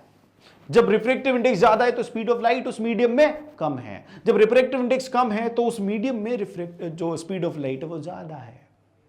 यानी उल्टा चलते हैं क्या? यानी ये इनवर्सली प्रोपोर्शनल है। यानी यहां पर क्या बोल सकता हूं मैं? एन, यानी जो कि रिफ्लेक्टिव इंडेक्स है किसी मीडियम का, that is inversely proportional to the speed of light in that medium. आप जानते हो प्रोपोर्शनलिटी को तो हटाना ही है एक न एक दिन, तो हटाना है तो कोई कांस्टेंट आएगा और वो कांस्टेंट आता है c, that is known as speed of light in vacuum, और ये फॉर्मूला बन जाता है। यही फॉर्मूला यहां लिखा हुआ है, ठीक है ना? ये सेम चीज। तो किसी मीडियम का रिफ्रैक्टिव इंडेक्स डिफाइन करना है तो कैसे करेंगे कि उस मीडियम का रिफ्रैक्टिव इंडेक्स कैसे डिफाइन होगा? आपको speed of light in vacuum तो पता ही है, उस मीडियम में लाइट की स्पीड और पता कर लो। जैसे मैं यहां पर इसका रिफ्रैक्टिव इंडेक्स निकालना चाहता हूं तो मुझे क्या करना पड़ेगा भाई? वैक्यूम में लाइट की स्पीड कितनी है? c, 3 × 10⁸ मीटर पर सेकेंड। फिर इस मीडियम में कितनी है? 2 × 10⁸ मीटर पर सेकेंड। क्या यहां पर 10⁸ से 10⁸ कट गया सर, मीटर पर सेकंड से मीटर पर सेकंड कट गया, क्या है आंसर? 3/2। तो इसका रिफ्रैक्टिव इंडेक्स क्या आ जाएगा? 3/2। और इसका कोई यूनिट होगा क्या? नहीं, क्योंकि ये यूनिटलेस क्वांटिटी है, ऊपर भी स्पीड है नीचे भी स्पीड है, तो इसकी यूनिट कैंसिल आउट। तो refractive index is a unitless quantity, ये एक नंबर ही है सिर्फ, जितना बड़ा नंबर उतना ज्यादा बैंड करने की कैपेसिटी, ठीक है? अब एक रिलेटिव रिफ्रैक्टिव इंडेक्स है। रिलेटिव रिफ्रैक्टिव इंडेक्स का कॉन्सेप्ट ऐसा है कि भाई आप किसी पर्टिकुलर मीडियम के रिस्पेक्ट में बात कर रहे हैं। जैसे रिलेटिव का कॉन्सेप्ट बहुत आसान है, ज्यादातर बच्चे सिर पकड़ के बैठ जाता है, हाय राम यो क्या दे दिया तुमने साइंस में, relative refractive index. Refractive index ही समझ नहीं आ रहा तो अब ये रिलेटिव कहां से आ गया? तो भाई तेरे पीके बाबा है ना, डर तकाए है, पीके बाबा ऐसे समझाएंगे कि तू पागल हो जाएगा। चलो, तुम्हें आता है रिफ्रैक्टिव इंडेक्स और रिलेटिव चीज, रिलेटिव वाला कॉन्सेप्ट तुम्हें आता है कैसे? जैसे मान लो मैं बात करूं कि पीके बाबा की हाइट, मान लो मेरी हाइट जो है वो है 10 फीट। इतनी हाइट है, और सर लगते तो नहीं हो। अरे भाई मान लो ना यार, फिर तुम कुछ और मनवाने मत लग जाना कमेंट में, बोले मान लो ये मान लो वो, नहीं नहीं। देखो पीके बाबा की हाइट है, अब ये जो मेरी क्लास देख रहा है मेरा दोस्त, उसका नाम है हर्षवर्धन। तो भाई हर्षवर्धन जो है, हर्षवर्धन, ठीक है ना, ये क्लास 10th का बच्चा है, बहुत प्यारा है, डेली मेरी क्लास देखता है और कमेंट भी करता है, ठीक है ना। हर्षवर्धन, हर्षवर्धन की जो हाइट है, हर्ष ही लिख देता मैं, कोई दिक्कत नहीं, उसकी हाइट है 5 फीट। नाराज मत हो ना भाई कि सर 5 फीट से तो ज्यादा है, ठीक है ना, मैंने माना है बस।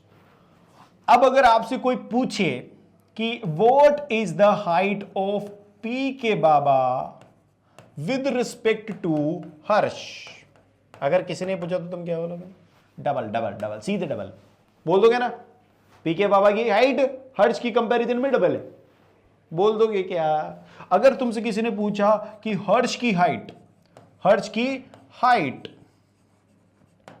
विद रिस्पेक्ट टू पी के बाबा, तो तुम क्या बोलोगे? हाफ, हाफ, बिल्कुल हाफ, आधी कर दो, बोल दिया क्या? अच्छा ये तुम सोच पा रहे हो, तुम्हें बिना कैलकुलेशन के तुम्हारे दिमाग से आंसर आ रहे हैं, यही तो रिलेटिव का कॉन्सेप्ट है। तुमने क्या किया, मैं समझाता हूं तुमको। तुमने यहां क्या किया, तुमने यहां डबल कैसे आया, मैंने तुमसे पूछा किसकी? पी के बाबा की, तो तुमने ऊपर क्या लिखा? पी के बाबा की हाइट। फिर मैंने बोला विद रिस्पेक्ट टू हर्ष, जिसके रिस्पेक्ट में बात करी, फिर तुमने उसकी हाइट से डिवाइड कर दिया, यानी पी के बाबा की हाइट 10, क्या आ गया 2। और सर ये तो मिरेकल हो गया। अब इधर देखो, अगर हम हर्ष की हाइट की बात करते हैं तो तुमने क्या किया होगा? हर्ष की हाइट नीचे, अच्छा किसके रिस्पेक्ट में? पी के बाबा, जिसके रिस्पेक्ट में उसकी नीचे पी के बाबा, तो हर्ष की हाइट कितनी? 5, पी के बाबा की 10। ओ क्या ये 1/2 आ गया? बोला आ गया सर। देखो मैंने कहा था बहुत आसानी से सिखा दूंगा, लेकिन अब जो तुम्हारी मुस्कुराहट देख रहा हूं ना मैं, भाई तुम गदगद हो गए इस कॉन्सेप्ट को समझ के। नहीं चलो बहुत बढ़िया। तो यार पीके बाबा की जो हाइट है वो 10 फीट है, हर्षवर्धन की हाइट 5 फीट है, और उसके रिस्पेक्ट में तुमने रिलेटिव हाइट का कॉन्सेप्ट समझ लिया। तो रिलेटिव हाइट का कॉन्सेप्ट एज इट इज है रिलेटिव रिफ्रैक्टिव इंडेक्स का कॉन्सेप्ट। अगर आपसे कोई बोलता है कि refractive index of medium 2 with respect to 1, देखो जिसका पूछे उसका पहले लिखेंगे और जिसके रिस्पेक्ट में पूछे उसका बाद में। इसका मतलब क्या है? Refractive index of medium 2 with respect to 1, तो यानी किसका? मीडियम 2 का। किसके रिस्पेक्ट में? 1 के रिस्पेक्ट में। तो जिसका पूछते हैं उसका ऊपर लिखते हैं क्या? अरे ये गलत है, एक गलत है, ठीक है, स्पीड के टर्म्स में है। अभी मैं आप लोगों को दूसरे टर्म्स में समझाता है। चलो अगर आपसे बोले refractive index of medium 2 with respect to 1, तो आप तुम क्या करोगे? किसका? 2 का रिफ्रैक्टिव इंडेक्स। किसके रिस्पेक्ट में? 1 के रिस्पेक्ट में। यही होगा क्या? ठीक है। अब देखो तुम्हें पता है ना, तुमको पता है ना यार, वेलोसिटी और स्पीड के टर्म्स में तो सारा सीन। तो अगर तुम्हें ये करना है तो तुम पता है, तुम ये जानते हो NM बरोबर C/VM, जानते हो क्या? तो ये N2 बरोबर क्या हो जाएगा? C/V2। N1 बराबर क्या हो जाएगा? C/V1। अरे तुम उड़ा दो ना इसको, ये C/V2 हो गया, ये ऊपर जाएगा तो उल्टा हो जाएगा, V1/C हो गया, C से C उड़ा दो, क्या आ जाएगा? V1/V2। यानी अगर हम बात करें किसकी टर्म्स में? रिफ्रैक्टिव इंडेक्स की टर्म्स में, तो वो ये होगा, और स्पीड ऑफ लाइट की टर्म्स में करे तो ये होगा। Is it clear? ये है रिलेटिव रिफ्रैक्टिव इंडेक्स, ठीक है, स्पीड की टर्म्स में और रिलेटिव की टर्म्स में। ये कुछ रिफ्रैक्टिव इंडेक्सेस है जो तुम्हें याद होने चाहिए। इनके अलावा जो भी आएगा वो वैसे तो मेंशन कर दिया जाएगा क्वेश्चन में, वैसे तो इनका भी मेंशन कर देते हैं, लेकिन याद रहे तो वेल एंड गुड। अब आ जाओ तुम क्वेश्चन पर। बहुत ही प्यारा क्वेश्चन 24 में आया हुआ है, एब्सोल्यूट अच्छा ये क्वेश्चन 25 में भी आया है, 25 में भी आया ये क्वेश्चन, अभी दिखाता हूं कैसे आया। Absolute refractive index of glass in water is 3/2, ठीक है ना। किसका रिफ्रैक्टिव इंडेक्स? ग्लास का 3/2। किसका इंडेक्स? वाटर का। कितना है? 4/3 respectively. If the speed of light in glass, यानी कि speed of light in glass अगर 2 × 10⁻³ मीटर पर सेकेंड है, तो speed of light in water बताइए। ये पूछा है, ये पूछा है। और ये नहीं देता ना तो भी तुम बता देते, बताते कि नहीं बताते? ये नहीं देता तो भी तुम बता देते। चलो ऐसे देख लेते। मैंने क्या बोला, हम ऐसा करते हैं, मुझे पता है कि ये उल्टा चलता है। अगर मैं ऐसा करूंगा तो स्पीड कैसे चलेगा? अगर NG/NW करूंगा तो स्पीड होगा क्या? वी डब्ल्यू अपॉन वी जी, उल्टा हो जाएगा, स्पीड का रेशियो उल्टा हो जाएगा। क्यों होता है? क्योंकि ये उल्टा है, इनवर्सली प्रोपोर्शनल है। तो अगर ऐसा होगा तो कर लो, एन जी कितना है 3/2, एन डब्ल्यू कितना है 4/3 बरोबर वी जी कितना है 2 × 10⁻3। नहीं, वी डब्ल्यू तो पता करना है ना, ऊपर तो वी डब्ल्यू रखो भाई, वी डब्ल्यू, वी जी कितना है 2 × 10⁻3। सॉल्व करना आता है क्या? है नहीं आता? कि ये 3 ऊपर जाएगा तो क्या हो जाएगा? ये हो जाएगा ये वाला टर्म 9/8 इंटू 2 × 10⁻3 बराबर वी डब्ल्यू। सॉल्व करो, 2 से ये उड़ जाएगा 4 टाइम्स, तो क्या आ जाएगा 9/4। नहीं आता ना? नहीं आता ना? इंटू 10। अच्छा एक और तुम लोगों को मैं चीज बता देता हूं, तुम लोगों को पॉइंट्स में कैलकुलेट करना नहीं आता क्या? मैं बताता हूं। 4 9 के कितना क्लोज है? चलो ये करो, इसको 8 + 1 लिख दूं क्या? अरे बोलो लिख दूं क्या? अभी देखना आंसर आ जाएगा। अच्छा 10⁻3 मीटर पर सेकंड, 10⁸ होता है ना, 3 है। चलो कर लो, 3 में चल रहा है सीन। चलो यहां देखो, इसमें क्या करेंगे अपन, इसको 2 कर देंगे क्या, और ये 1/4 तुमको पता है क्या 0.25, तो क्या हो जाएगा ये टोटल? ये हो जाएगा 2.25 × 10⁻3 मीटर पर सेकेंड। 10⁸ है, पर सारी कैलकुलेशन 3 में कर दिया अपन, है ना, कोई दिक्कत नहीं है, 8 कर देते हैं इसे।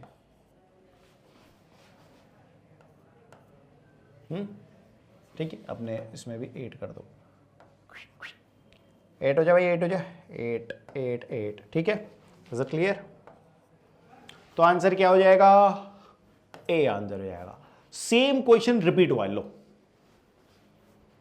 सेम क्वेश्चन रिपीट हुआ है। क्या हुआ है? 4/3 3/2। ठीक है ना, इसमें पहले उसमें ग्लास और वाटर दिया था, इसमें वाटर और ग्लास दे दिया। If the speed of light in glass, glass में सेम क्वेश्चन है क्या?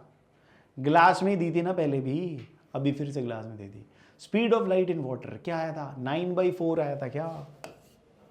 सेम क्वेश्चन रिपीट हुआ है, 24 में भी पूछा, 25 में भी पूछा, पूछने में बस हल्का सा एक तो से चेंज कर दिया, बस आ गया। अब हम लॉज ऑफ रिफ्रैक्शन पर बात करते हैं। लॉज ऑफ रिफ्रैक्शन में एक नियम आता है जिसको तुम लोग बोलते हो स्नेल्स लॉ। अभी वो जो स्नेल्स लॉ है ना दोस्त, तुम लोगों के बस का ही नहीं है ना, नहीं है ना स्नेल्स लॉ। तुम लोग इसमें चक्कर खा जाते हो ना, चक्कर गिननी हो जाते हो।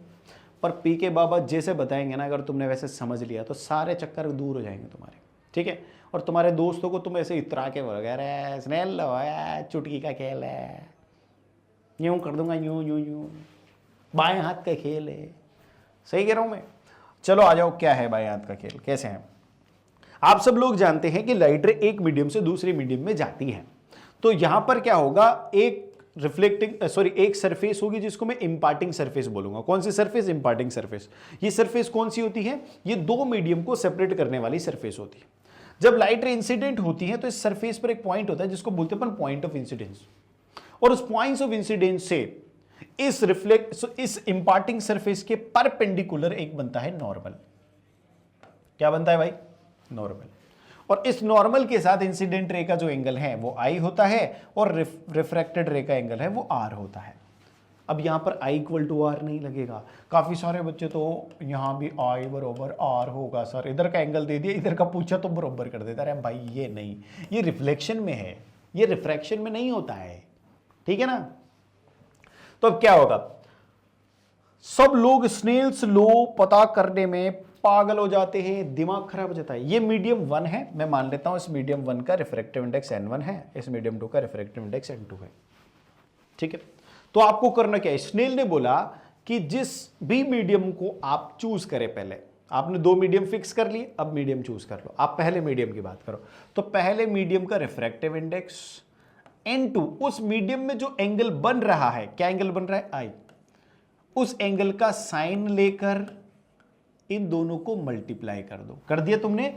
रिफ्रैक्टिव इंडेक्स ऑफ मीडियम 1 और उस मीडियम में बनने वाले एंगल का साइन लेकर मल्टीप्लाई कर दो। कर दिया। ये बरोबर होगा अगर सेम काम तुम दूसरे मीडियम के लिए करोगे। दूसरा मीडियम क्या है? 2 मीडियम, उसका रिफ्रैक्टिव इंडेक्स n2, ठीक है, उसमें एंगल बनने वाला r, उसका क्या ले लिया? साइन, और दोनों को क्या कर दिया? मल्टीप्लाई, बरोबर। ओ सर ये तो गजब बात हो गई, मैं वही तो कहता पी के बाबा में है। हाँ, फायर है फायर।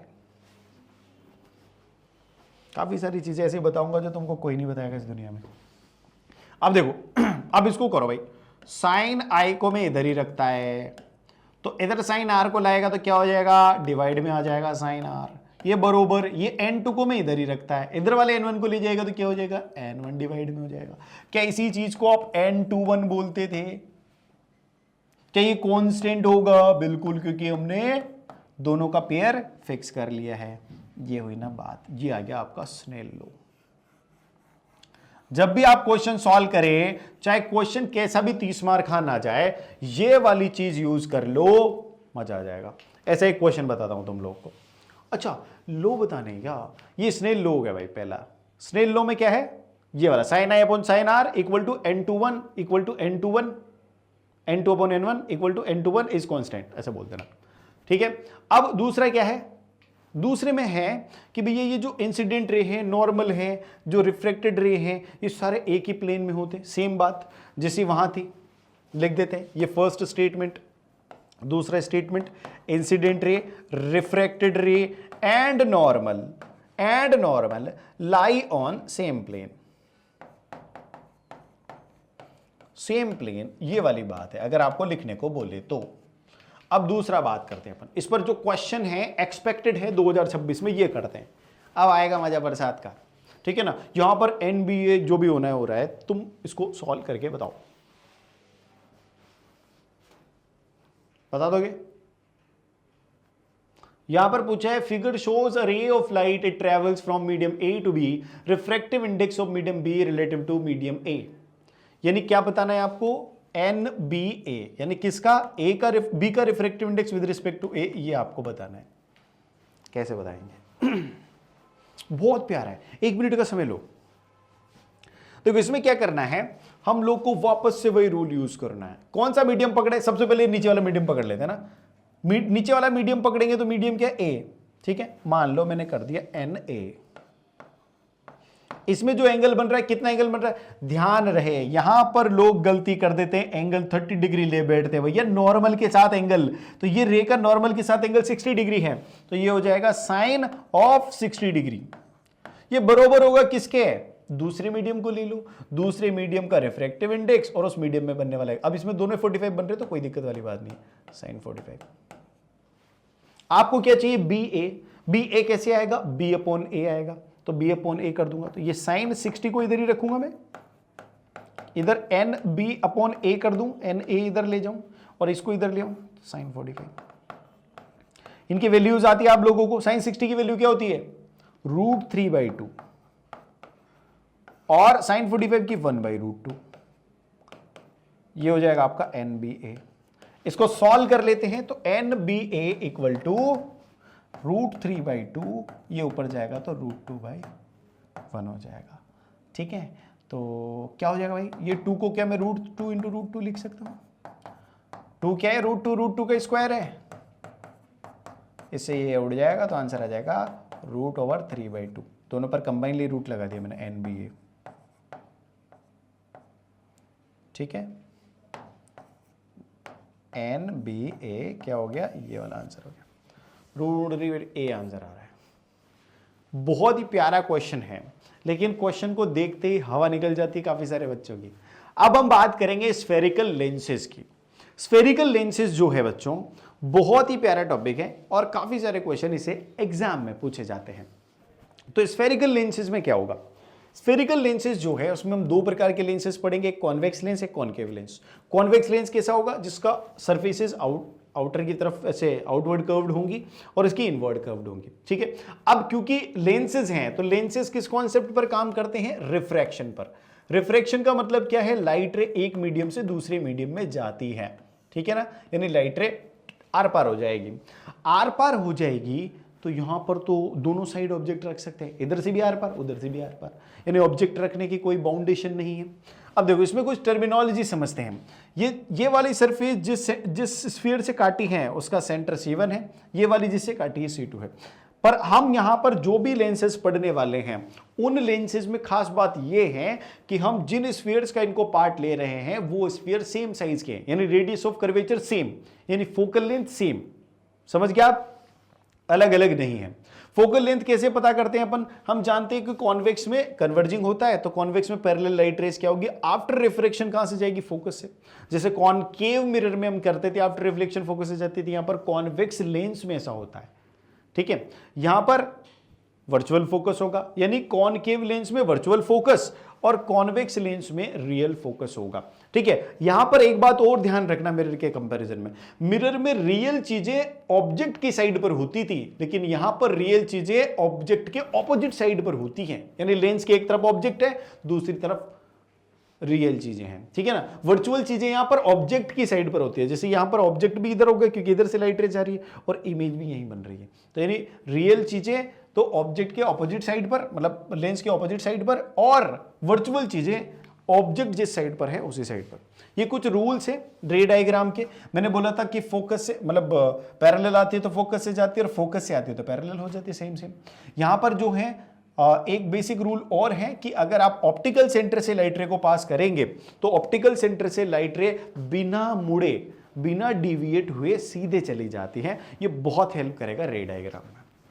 ठीक है, सबसे पहला रे डायग्राम यहां पर देखते हैं कि जब ऑब्जेक्ट इन्फिनिटी पर है, कॉन्वेक्स लेंस की बात कर रहे हैं, ऑब्जेक्ट इन्फिनिटी पर है तो पैरेलल लाइट रेज आएंगी, आफ्टर रिफ्रैक्शन फोकस पर कन्वर्ज हो रही है तो इमेज कैसी बनेगी? फोकस पर बनेगी हाईली डिमिनिश्ड पॉइंट साइज्ड। ठीक है, रियल बन रही है क्योंकि वास्तव में मिल रही है और इन्वर्टेड बन रही है, जैसा कि हम पहले कॉनकेव मिरर में भी पढ़ चुके हैं। फिर अब यहां पर ऑब्जेक्ट को मैंने क्या किया, अब यहां पर इसको सेंटर ऑफ कर्वेचर नहीं बोलूंगा मैं, 2f1 बोलूंगा। ऑब्जेक्ट साइड की सारी पोजीशंस में f1 से ले रहा हूं, मतलब 1 सबस्क्रिप्ट ले रहा हूं। जैसे यहां पर f1, ये 2f1, यानी फोकस का डबल 2f1 हो गया। उधर मैं f2 ले रहा हूं, f2 to f2। तो ऑब्जेक्ट यहां पर क्या है? बियॉन्ड सी है, बियॉन्ड सी बोले तो बियॉन्ड 2f1। अगर बियॉन्ड 2f1 है तो इमेज कहां बनेगी? f2 और 2f2 के बीच में।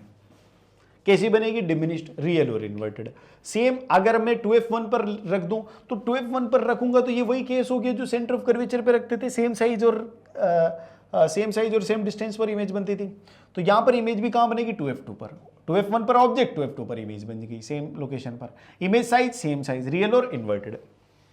फिर हम बीच में ले आएंगे, बीच में लेंगे तो इनलार्ज इमेज बनेगी, बियॉन्ड 2f2 बनेगी, तो बियॉन्ड 2f2 इनलार्ज, रियल और इन्वर्टेड। फिर अगर हम फोकस पर ही रख दिए तो इन्फिनाइट, इन्फिनिटी पर इमेज बनेगी, रियल और इन्वर्टेड बनेगी और हाईली इनलार्ज बनेगी। अब ये वही केस आ गया जो वहां पर 6th केस था, वो यहां पर भी 6th केस है। वेरी वेरी इंपॉर्टेंट है। अब इस वेरी वेरी इंपॉर्टेंट में क्या हो रहा है? देखो, अगर ऑब्जेक्ट ऑप्टिकल सेंटर और f1 के बीच में रखा है तो इमेज कैसी बनेगी? वर्चुअल बनेगी, इरेक्ट बनेगी और इनलार्ज। यहां पर ध्यान रहे कि इमेजेस ऑब्जेक्ट साइड पर ही बनती है तो वर्चुअल होती है। बिहाइंड द मिरर जैसे वहां पे था वैसा यहां कॉन्सेप्ट नहीं है। वर्चुअल के केस में यहां पर ऑब्जेक्ट साइड पर ही बनेगी, इनलार्ज है, वर्चुअल है, इरेक्ट। सेम सारे के सारे जो केसेस हैं मैंने यहां पर आप लोगों को टेबल में पूरा का पूरा सेट कर दिया है, आप इससे रिकैप कर सकते हैं। फिर हम कॉनकेव लेंस में, तो जैसे वहां पर कॉन्वेक्स मिरर था, सेम साइज यहां पर कॉनकेव लेंस का सेम सीन है। इन्फिनिटी पर ऑब्जेक्ट रखोगे तो इमेज कहां पर अपीयर होंगी? फोकस पर, यानी यहां पर वर्चुअल इमेज बन रही है और कहां बन रही है? फोकस पर बन रही है और इरेक्ट बन रही है और हाईली डिमिनिश्ड पॉइंट साइज। फिर इसके अलावा आप ऑब्जेक्ट को कहीं भी रख दो, यानी आप इन्फिनिटी और ऑप्टिकल सेंटर के बीच में कहीं भी ऑब्जेक्ट रख दो, इमेज हमेशा कहां बनेगी? f1 और ऑप्टिकल सेंटर के बीच बनेगी, अपराइट बनेगी, नहीं इरेक्ट बनेगी, इरेक्ट बनेगी और वर्चुअल बनेगी। ठीक है ना, इरेक्ट, वर्चुअल और कैसी इमेज? डिमिनिश्ड इमेज बनने वाली है, चाहे आप कहीं भी ऑब्जेक्ट रखो। ये दोनों केसेस को भी यहां टेबल में समराइज किया। अब हम क्वेश्चन पर आते हैं। क्वेश्चन सुनो, 24 में क्या क्वेश्चन है? At what distance from a convex lens, कौन सा lens? Convex lens, should an object be placed to get an image of the same size. मैंने बोला सेम साइज वाला कॉन्सेप्ट जो है वो भी बहुत इंपॉर्टेंट है। Same size, beyond twice the focal length, beyond का तो है ही नहीं। At the principal focus, principal focus का तो इन्फिनिटी पर बनता है। At twice the focal length of the lens, बिल्कुल सही बात है। यानी 2f पर जब ऑब्जेक्ट रखोगे तो इमेज भी 2f पर बनेगी, सेम साइज की बनेगी, ठीक है ना। Between the optical centre and, नहीं ये वाला तो 6th केस है। आगे बढ़ो भाई। अब आती है बात लेंस फॉर्मूला की। मैंने क्या बोला था वहां पर, मिरर फॉर्मूला को अच्छे से याद करोगे तो लेंस फॉर्मूला में बिल्कुल भी तकलीफ नहीं आएंगी। मैं बताता हूं कैसे नहीं आएंगे।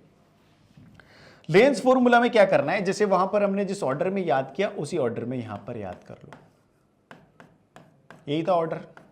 लेकिन वहां प्लस था, यहां क्या होगा माइनस। आप समझ सकते लेंस बोले तो लेस, लेस बोले तो माइनस। अब अगर इसके फॉर्मूले में माइनस है तो जो इसका मैग्निफिकेशन होगा, इसके मैग्निफिकेशन में क्या होगा, height of image over height of object, यहां पर प्लस हो जाएगा वी और यू की टर्म्स। समझ गए आप। यानी यहां पर मैग्निफिकेशन के फॉर्मूले में प्लस आता है और लेंस के फॉर्मूले में माइनस आता है। ये दो चीजें आप लोगों को याद रखनी पड़ेगी। मिरर का magnification minus V by U, lens का magnification plus V by you. ये ध्यान रखना, ये कंफ्यूजन कई बार एग्जाम में क्वेश्चन गलत करा देता है। अब साइन कन्वेंशन की बात करें तो भाई यहां पर भी साइन कन्वेंशन का वैसा ही कुछ सीन है। वैसा ही कैसे सीन है, देखो इसमें ऑब्जेक्ट आप किसी भी साइड रख सकते हो। मिरर में तो चलो रिस्ट्रिक्टेड था कि जिस साइड रिफ्लेक्शन होगा उसी साइड रखोगे, यहां पर कहीं भी। लेकिन ध्यान रखें यहां पर सारी डिस्टेंसेस ऑप्टिकल सेंटर से मेजर की जाती हैं, वहां पर पोल से, यहां पर ऑप्टिकल सेंटर से। जिस साइड ऑब्जेक्ट रखोगे लेंस का वही साइड नेगेटिव, चाहे आप इधर रख दो, जिस साइड ऑब्जेक्ट रखोगे वही साइड नेगेटिव और उसको ऑपोजिट साइड पॉजिटिव। खत्म काम। अब आप देखो कॉन्वेक्स में ज्यादातर इमेजेस कहां बन रही थी, इस साइड पर। यानी 6 केस थे, उनमें से 5 केस में पॉजिटिव, 1 केस में वर्चुअल इमेज थी नेगेटिव। कॉनकेव लेंस में एक भी दूसरी साइड नहीं बन रही थी, सारी इमेजेस ऑब्जेक्ट की साइड बन रही थी। ऑब्जेक्ट की साइड सारी इमेजेस बनेगी तो कैसी बनेगी, नेगेटिव। ठीक है, देखो यहां पर कॉन्वेक्स लेंस में क्या हो रहा था, देखो ऑब्जेक्ट डिस्टेंस तो हमेशा नेगेटिव ही होगी, चाहे वो लेंस हो चाहे मिरर। इमेजेस इसमें 6 केस थे, 6 में से 5 केस में क्या हो रहा था, पॉजिटिव इमेज, क्योंकि रियल बन रही थी। जो 6th केस है उस 6th केस में क्या हो रहा था, नेगेटिव। फोकस की बात करें तो रियल फोकस है, रियल फोकस दूसरी साइड होता है, ऑब्जेक्ट साइड नहीं होता, तो ये भी पॉजिटिव। यहां पर आप देखोगे वर्चुअल है तो ये भी नेगेटिव, इमेज भी नेगेटिव, फोकस भी वर्चुअल है तो ये भी नेगेटिव। अब इस पर क्वेश्चन सॉल्व करते हैं। देखो बहुत प्यारा क्वेश्चन 2025 में है। To get an image of magnification -1, magnification m बरोबर -1 on a screen using a lens of focal length 20 centimetre. Focal length कितनी है, 20 centimetre. The object distance must be, मेरी बात ध्यान से समझना, -1 का मैग्निफिकेशन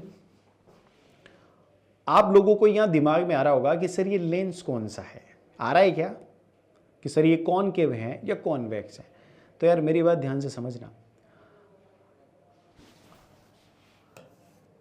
अगर मैं बात करूं कॉनकेव लेंस की तो कॉनकेव लेंस में आप ध्यान से समझें, इमेज कैसी बन रही है, इरेक्ट। इरेक्ट बन रही है मतलब मैग्निफिकेशन कैसा होगा, पॉजिटिव। हर केस में इमेज इरेक्ट बन रही है। दूसरी बात, साइज क्या है इमेज की, डिमिनिश्ड, यानी कि ये जो वैल्यू होगी ये वैल्यू ऑलवेज लेस देन 1 होगी, ना ये 1 होगी ना ये ग्रेटर देन 1 होगी, ये पॉसिबल ही नहीं है। यानी m की वैल्यू नेगेटिव पॉसिबल नहीं है, m की वैल्यू पॉजिटिव +1 पॉसिबल नहीं है, m की value positive greater than 1 possible नहीं है। ये किस में नहीं है, कॉनकेव लेंस में। तो ये किस में पॉसिबल है, ये पॉसिबल है किस में, कॉन्वेक्स लेंस में। तो तुम्हें ये चक्कर ही नहीं पड़ना कि कौन सा लेंस है। अच्छा ये बताओ, अगर -1 है यानी कि इमेज कैसी है, माइनस से समझ गए आप, इन्वर्टेड। और कैसी है इन्वर्टेड, रियल। रियल और इन्वर्टेड में होता है नेगेटिव, मैंने बताया था आप लोगों को, इन्वर्टेड है और रियल है, ठीक है। और -1 यानी ये मैग्निफिकेशन की जो न्यूमेरिकल वैल्यू 1 है, इसका मतलब क्या था, सेम साइज। ये कहां होता है, जब ऑब्जेक्ट कहां रखा हो, 2f पर। जब f 20 है तो 2f क्या हो जाएगा, 40, यानी ऑब्जेक्ट कहां रखा हो, 40 सेंटीमीटर पे। Is it clear? बहुत प्यारा क्वेश्चन है। An object is placed at a distance of 30 centimeter from the optical center of a concave lens. Concave lens है, ऑब्जेक्ट कहां है, 30 centimetre. Object distance always negative. Focal length 20 centimetre. इसमें focal length क्या होती है concave में, आप जानते हैं। कॉनकेव का फोकस कैसा होता है, वर्चुअल। वर्चुअल फोकस कैसा होगा, नेगेटिव, क्योंकि ऑब्जेक्ट साइड पर ही बनेगा वर्चुअल, ठीक है। तो ये -20 सेंटीमीटर। लेंस फॉर्मूला यूज करो इमेज की डिस्टेंस करने के लिए, कर लेंगे भाई, 1/v माइनस 1/u। यहां पर ध्यान रखना लेंस फॉर्मूले में माइनस आना चाहिए, 1/v। अगर आपने प्लस लगा दिया तो आपका आंसर गलत हो जाएगा। 1/v माइनस ऑफ u क्या है, u क्या है भाई, -30 इक्वल टू f क्या है, -20। ये माइनस माइनस प्लस हो जाएगा क्या, बिल्कुल सर, ये माइनस माइनस प्लस 1/30 हो गया इक्वल टू -1/20। अब ये उधर जाएगा तो ये भी नेगेटिव हो जाएगा, यानी 1/v बराबर -1/30 -1/20, है ना। एलसीएम लोगे तो क्या हो जाएगा, 60। ये क्या हो जाएगा, -2 -3 1/v। ये क्या हो जाएगा भैया, -5/60, ठीक है ना। अब यहां पर v करोगे आप, इसको पलटी मारोगे, पलटी मारेंगे तो क्या हो जाएगा, v बराबर 60/5 माइनस का, तो क्या है, -12 सेंटीमीटर। क्या आ जाएगी ऑब्जेक्ट इमेज डिस्टेंस, -12 सेंटीमीटर। अच्छा एक बात बताओ, क्या ये फोकल लेंथ से कम आनी चाहिए, बिल्कुल। क्या आ गई कम, फोकल लेंथ 20 है, ये 12 है। क्योंकि जब भी मैं कॉन्वेक्स मिरर और कॉनकेव लेंस का केस लूंगा तो वहां पर इमेज डिस्टेंस हमेशा फोकल लेंथ से कम होनी चाहिए, जो कि यहां पर मिल गई है। ये क्वेश्चन करो भाई, ये 2025 में केस बेस्ड क्वेश्चन आया और इसमें साफ साफ बोला है, अभी देखना क्या बोला है साफ साफ। A student placed a candle flame at a different distances from a convex lens and focused its image on a screen. He recorded his observations in tabular form as given below. Analyze the observation table and on the basis of your analysis, only answer the following questions without doing any calculation. आपको कोई calculation नहीं करनी, तो भाई आप अगर concept के expert हैं तो आप ऐसे आंसर दे देंगे। पहला क्वेश्चन देखो, what is the focal length of the convex lens used. यहां पर जो कॉन्वेक्स लेंस यूज हुआ है उसकी फोकल लेंथ क्या है, कैसे बताओगे, कैसे बताओगे भाई। देखो आपको करना कुछ नहीं है, आप एक तो ऐसे बता सकते हो कि जहां पर ऑब्जेक्ट डिस्टेंस और इमेज डिस्टेंस सेम हो वो क्या होगा, 2f, उसका आधा क्या हो जाएगी, फोकल लेंथ। कहां पर है, यहां पर, यानी ऑब्जेक्ट यानी फोकल लेंथ क्या हो गई, 15 सेंटीमीटर, ठीक है। क्या हो गई, 15 centimetre. Is it clear, without calculation बता रहा है, जस्टिफाई कर दिया आपने आंसर। फिर which one of the set of observation is not correct and why, कौन सा सेट इसमें से करेक्ट नहीं है और क्यों। देखो ध्यान से समझना, मैं आपको एक चीज बताऊंगा कि ऑब्जेक्ट और इमेज की डिस्टेंस, ऑब्जेक्ट और इमेज की पोजीशन जो है इंटर कन्वर्टिबल होती है कि नहीं होती। जैसे यहां पर देखो, यहां पर ऑब्जेक्ट 90 पर है, इमेज कहां है, 18 पर। जब ऑब्जेक्ट 18 पर है तो इमेज 90 पर है क्या, बिल्कुल, यानी ये वाला तो करेक्ट है भाई। ये 60 पर है, ये 20 पर है, तो जब 20 पर है तो 60 पर है क्या, बिल्कुल। ये 40 पर है तो ये 24 पर है, जब 24 पर है तो ये 40 पर है क्या, बिल्कुल। ये 30, ये 30, ये 30 और 30 से समझ आ गया आपको क्या है ये केस। ये वाला ऑब्जर्वेशन गलत है। क्यों गलत है, क्योंकि देखो ये जो यहां पर डिस्टेंस आ रही है ये कौन सी है, जब हमें पता चल चुका है कि फोकल लेंथ 15 सेंटीमीटर है तो ये ऑप्टिकल सेंटर और फोकल लेंथ के बीच है ऑब्जेक्ट। और ऐसे केस में इमेज कहां बनती है, कहां बनती है इमेज, इमेज ऑब्जेक्ट के साइड पर ही बनती है, वर्चुअल इमेज बनती है ऑब्जेक्ट साइड पर ही। ये ऑब्जेक्ट साइड पर पॉजिटिव बनेगी क्या, नहीं, नेगेटिव। ये ऑब्जर्वेशन रॉन्ग है, ठीक है। तो ऑब्जर्वेशन रॉन्ग है, ठीक है, ये आप लोगों को बता दिया मैंने। फिर draw the ray diagram to show image formation for any correct set of the observation. इनमें से कोई भी एक करेक्ट सेट ऑफ ऑब्जर्वेशन लेना है, उसका रे डायग्राम। सबसे बेहतर है फोर्थ का बना दो, क्योंकि एक कोई भी बनाओ सेम मार्क्स मिलेंगे, फोर्थ का बना दो, सबसे बेस्ट है। उसके बाद अब आते हैं पावर ऑफ लेंस पर। भाई पावर ऑफ लेंस जो है ये कोई वैसी पावर नहीं है कि power is equal to rate of doing work, rate of expending energy वो नहीं है भाई, ये पावर है लेंस की। तो लेंस की पावर को डिफाइन करते हैं अपन P इक्वल टू 1/f, यानी ये फोकल लेंथ का इनवर्स होता है। यहां पर फोकल लेंथ हमें मीटर में लेनी है। किस में लेनी है? मीटर में। अगर आप फोकल लेंथ मीटर में लेते हैं तो आपकी जो पावर आ रही है वो किस में आएगी? डायोप्टर में। और एक डायोप्टर की जो इसकी जो ऐसा यूनिट है वो डायोप्टर है। तो एक डायोप्टर की जो डेफिनेशन है वो यहां लिखी हुई कि 1 dioptre is the power of lens whose focal length is 1 metre. Is it clear? यानी 1 dioptre is equal to 1 metre minus. अब आप ध्यान से देखना, अगर फोकल लेंथ पॉजिटिव है तो क्या पावर भी पॉजिटिव आएगी? बिल्कुल, पावर भी पॉजिटिव हो जाएगी। तो पॉजिटिव पावर किसकी आएगी? बोलो बोलो बोलो। पॉजिटिव पावर ऐसे लेंस की आएगी जिसकी फोकल लेंथ पॉजिटिव है। किसकी है? कॉन्वेक्स की। किसकी? कन्वर्जिंग की। यानी कन्वर्जिंग लेंसेज की पावर कैसी होती है? पॉजिटिव। तो power of a convex lens is positive, और ये कौन सा होता है? Converging lens, concave. उसके बाद नेगेटिव किसकी होगी? अगर मान लो ये नेगेटिव है, हमारे पास फोकल लेंथ नेगेटिव है, तो भाई फोकल लेंथ नेगेटिव तो पावर भी नेगेटिव हो जाएगी। ये नेगेटिव किसकी होती है? कॉनकेव की। कॉनकेव कैसे? डाइवर्जिंग, यानी डाइवर्जिंग लेंस की पावर नेगेटिव होती है। अब पावर पर बेस्ड क्वेश्चन एग्जाम में आया 2025 में, देखो आराम से। The power of lens x is -2.5d।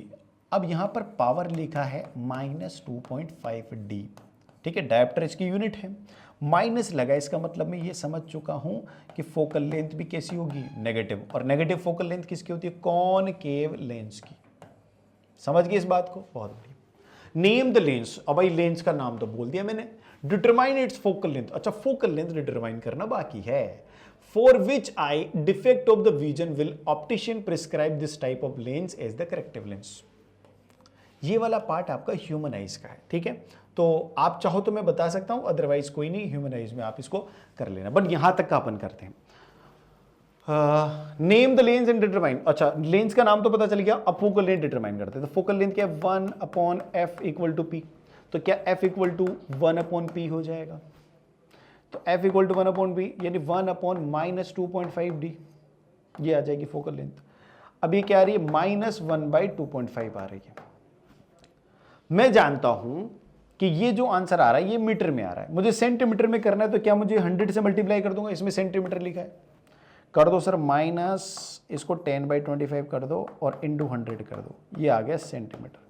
अब इसको आप जानते हो 4 से डिवाइड हो जाएगा 4 टाइम्स, और 4 इंटू 10 क्या हो जाएगा? 40, यानी -40 सेंटीमीटर आ जाएगी फोकल लेंथ। अगर न्यूमेरिकली बात करें तो फोकल लेंथ हो जाएगी 40 सेंटीमीटर। किसकी? कॉनकेव लेंस की, है ना। बहुत जबरदस्त चीज है। फिर आ जाओ भाई ये नया क्वेश्चन, ये भी case based question.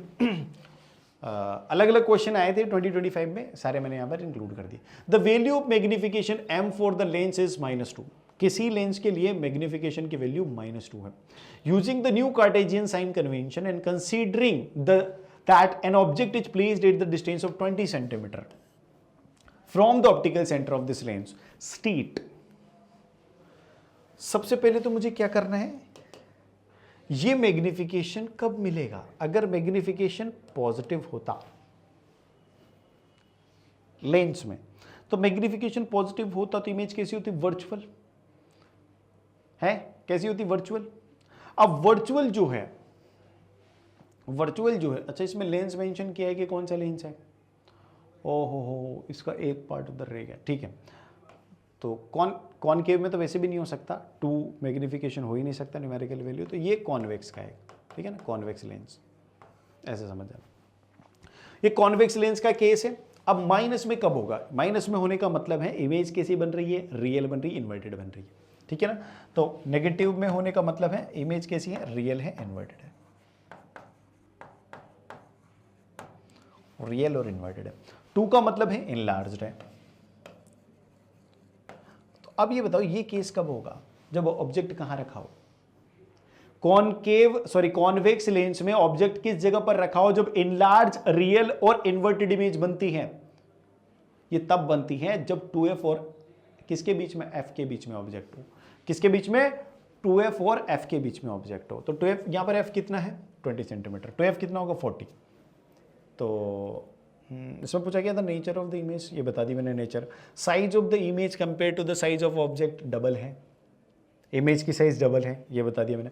Position of the image, image की पोजीशन। अब इमेज की पोजीशन कैसे पता करोगे आप, वही लेंस फॉर्मूला यूज करो, 1/v minus 1/u equal to 1/f, ठीक है। पर यहाँ मैग्निफिकेशन की हेल्प लेनी पड़ेगी, -2 इक्वल टू +v/u, लेंस में +v/u।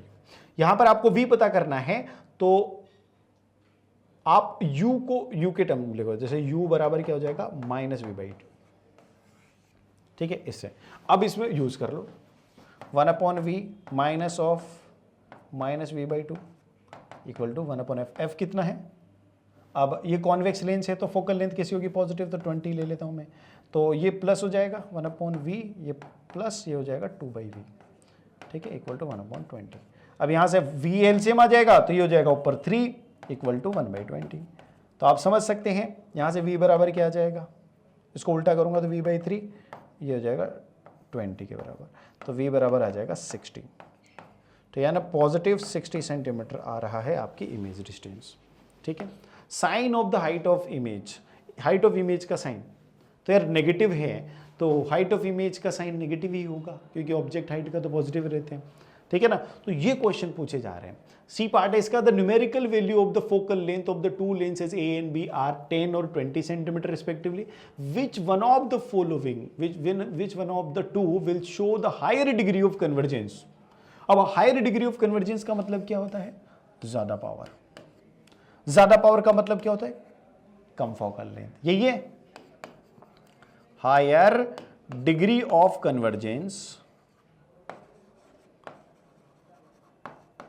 और ये कन्वर्जेंस की डिग्री जो है ये सिर्फ किसके लिए बात कर रहा हूं मैं, कॉन्वेक्स के, कॉन्वेक्स लेंस के, ठीक है। 10 और 20 है तो जिसकी पावर ज्यादा होगी, तो पावर किसकी ज्यादा होगी, जिसकी फोकल लेंथ कम, तो भैया 10 वाले की फोकल लेंथ कम है, तो भैया 10 वाला जो है ए वो ज्यादा डिग्री ऑफ कन्वर्जेंस रखेगा। रीजन भी आप लोग अच्छे से जस्टिफाई कर देना।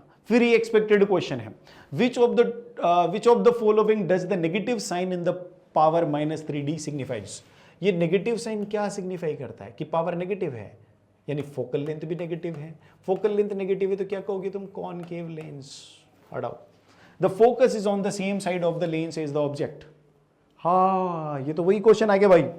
क्या, अब देखो यहां पर फोकस जो है नेगेटिव कब होगा, जब ऑब्जेक्ट की साइड पर होगा, तो बिल्कुल सही बात है। तो फोकस जो है वो ऑब्जेक्ट की साइड पर ही है। बी देखो, focus is on the opposite side नहीं होगा।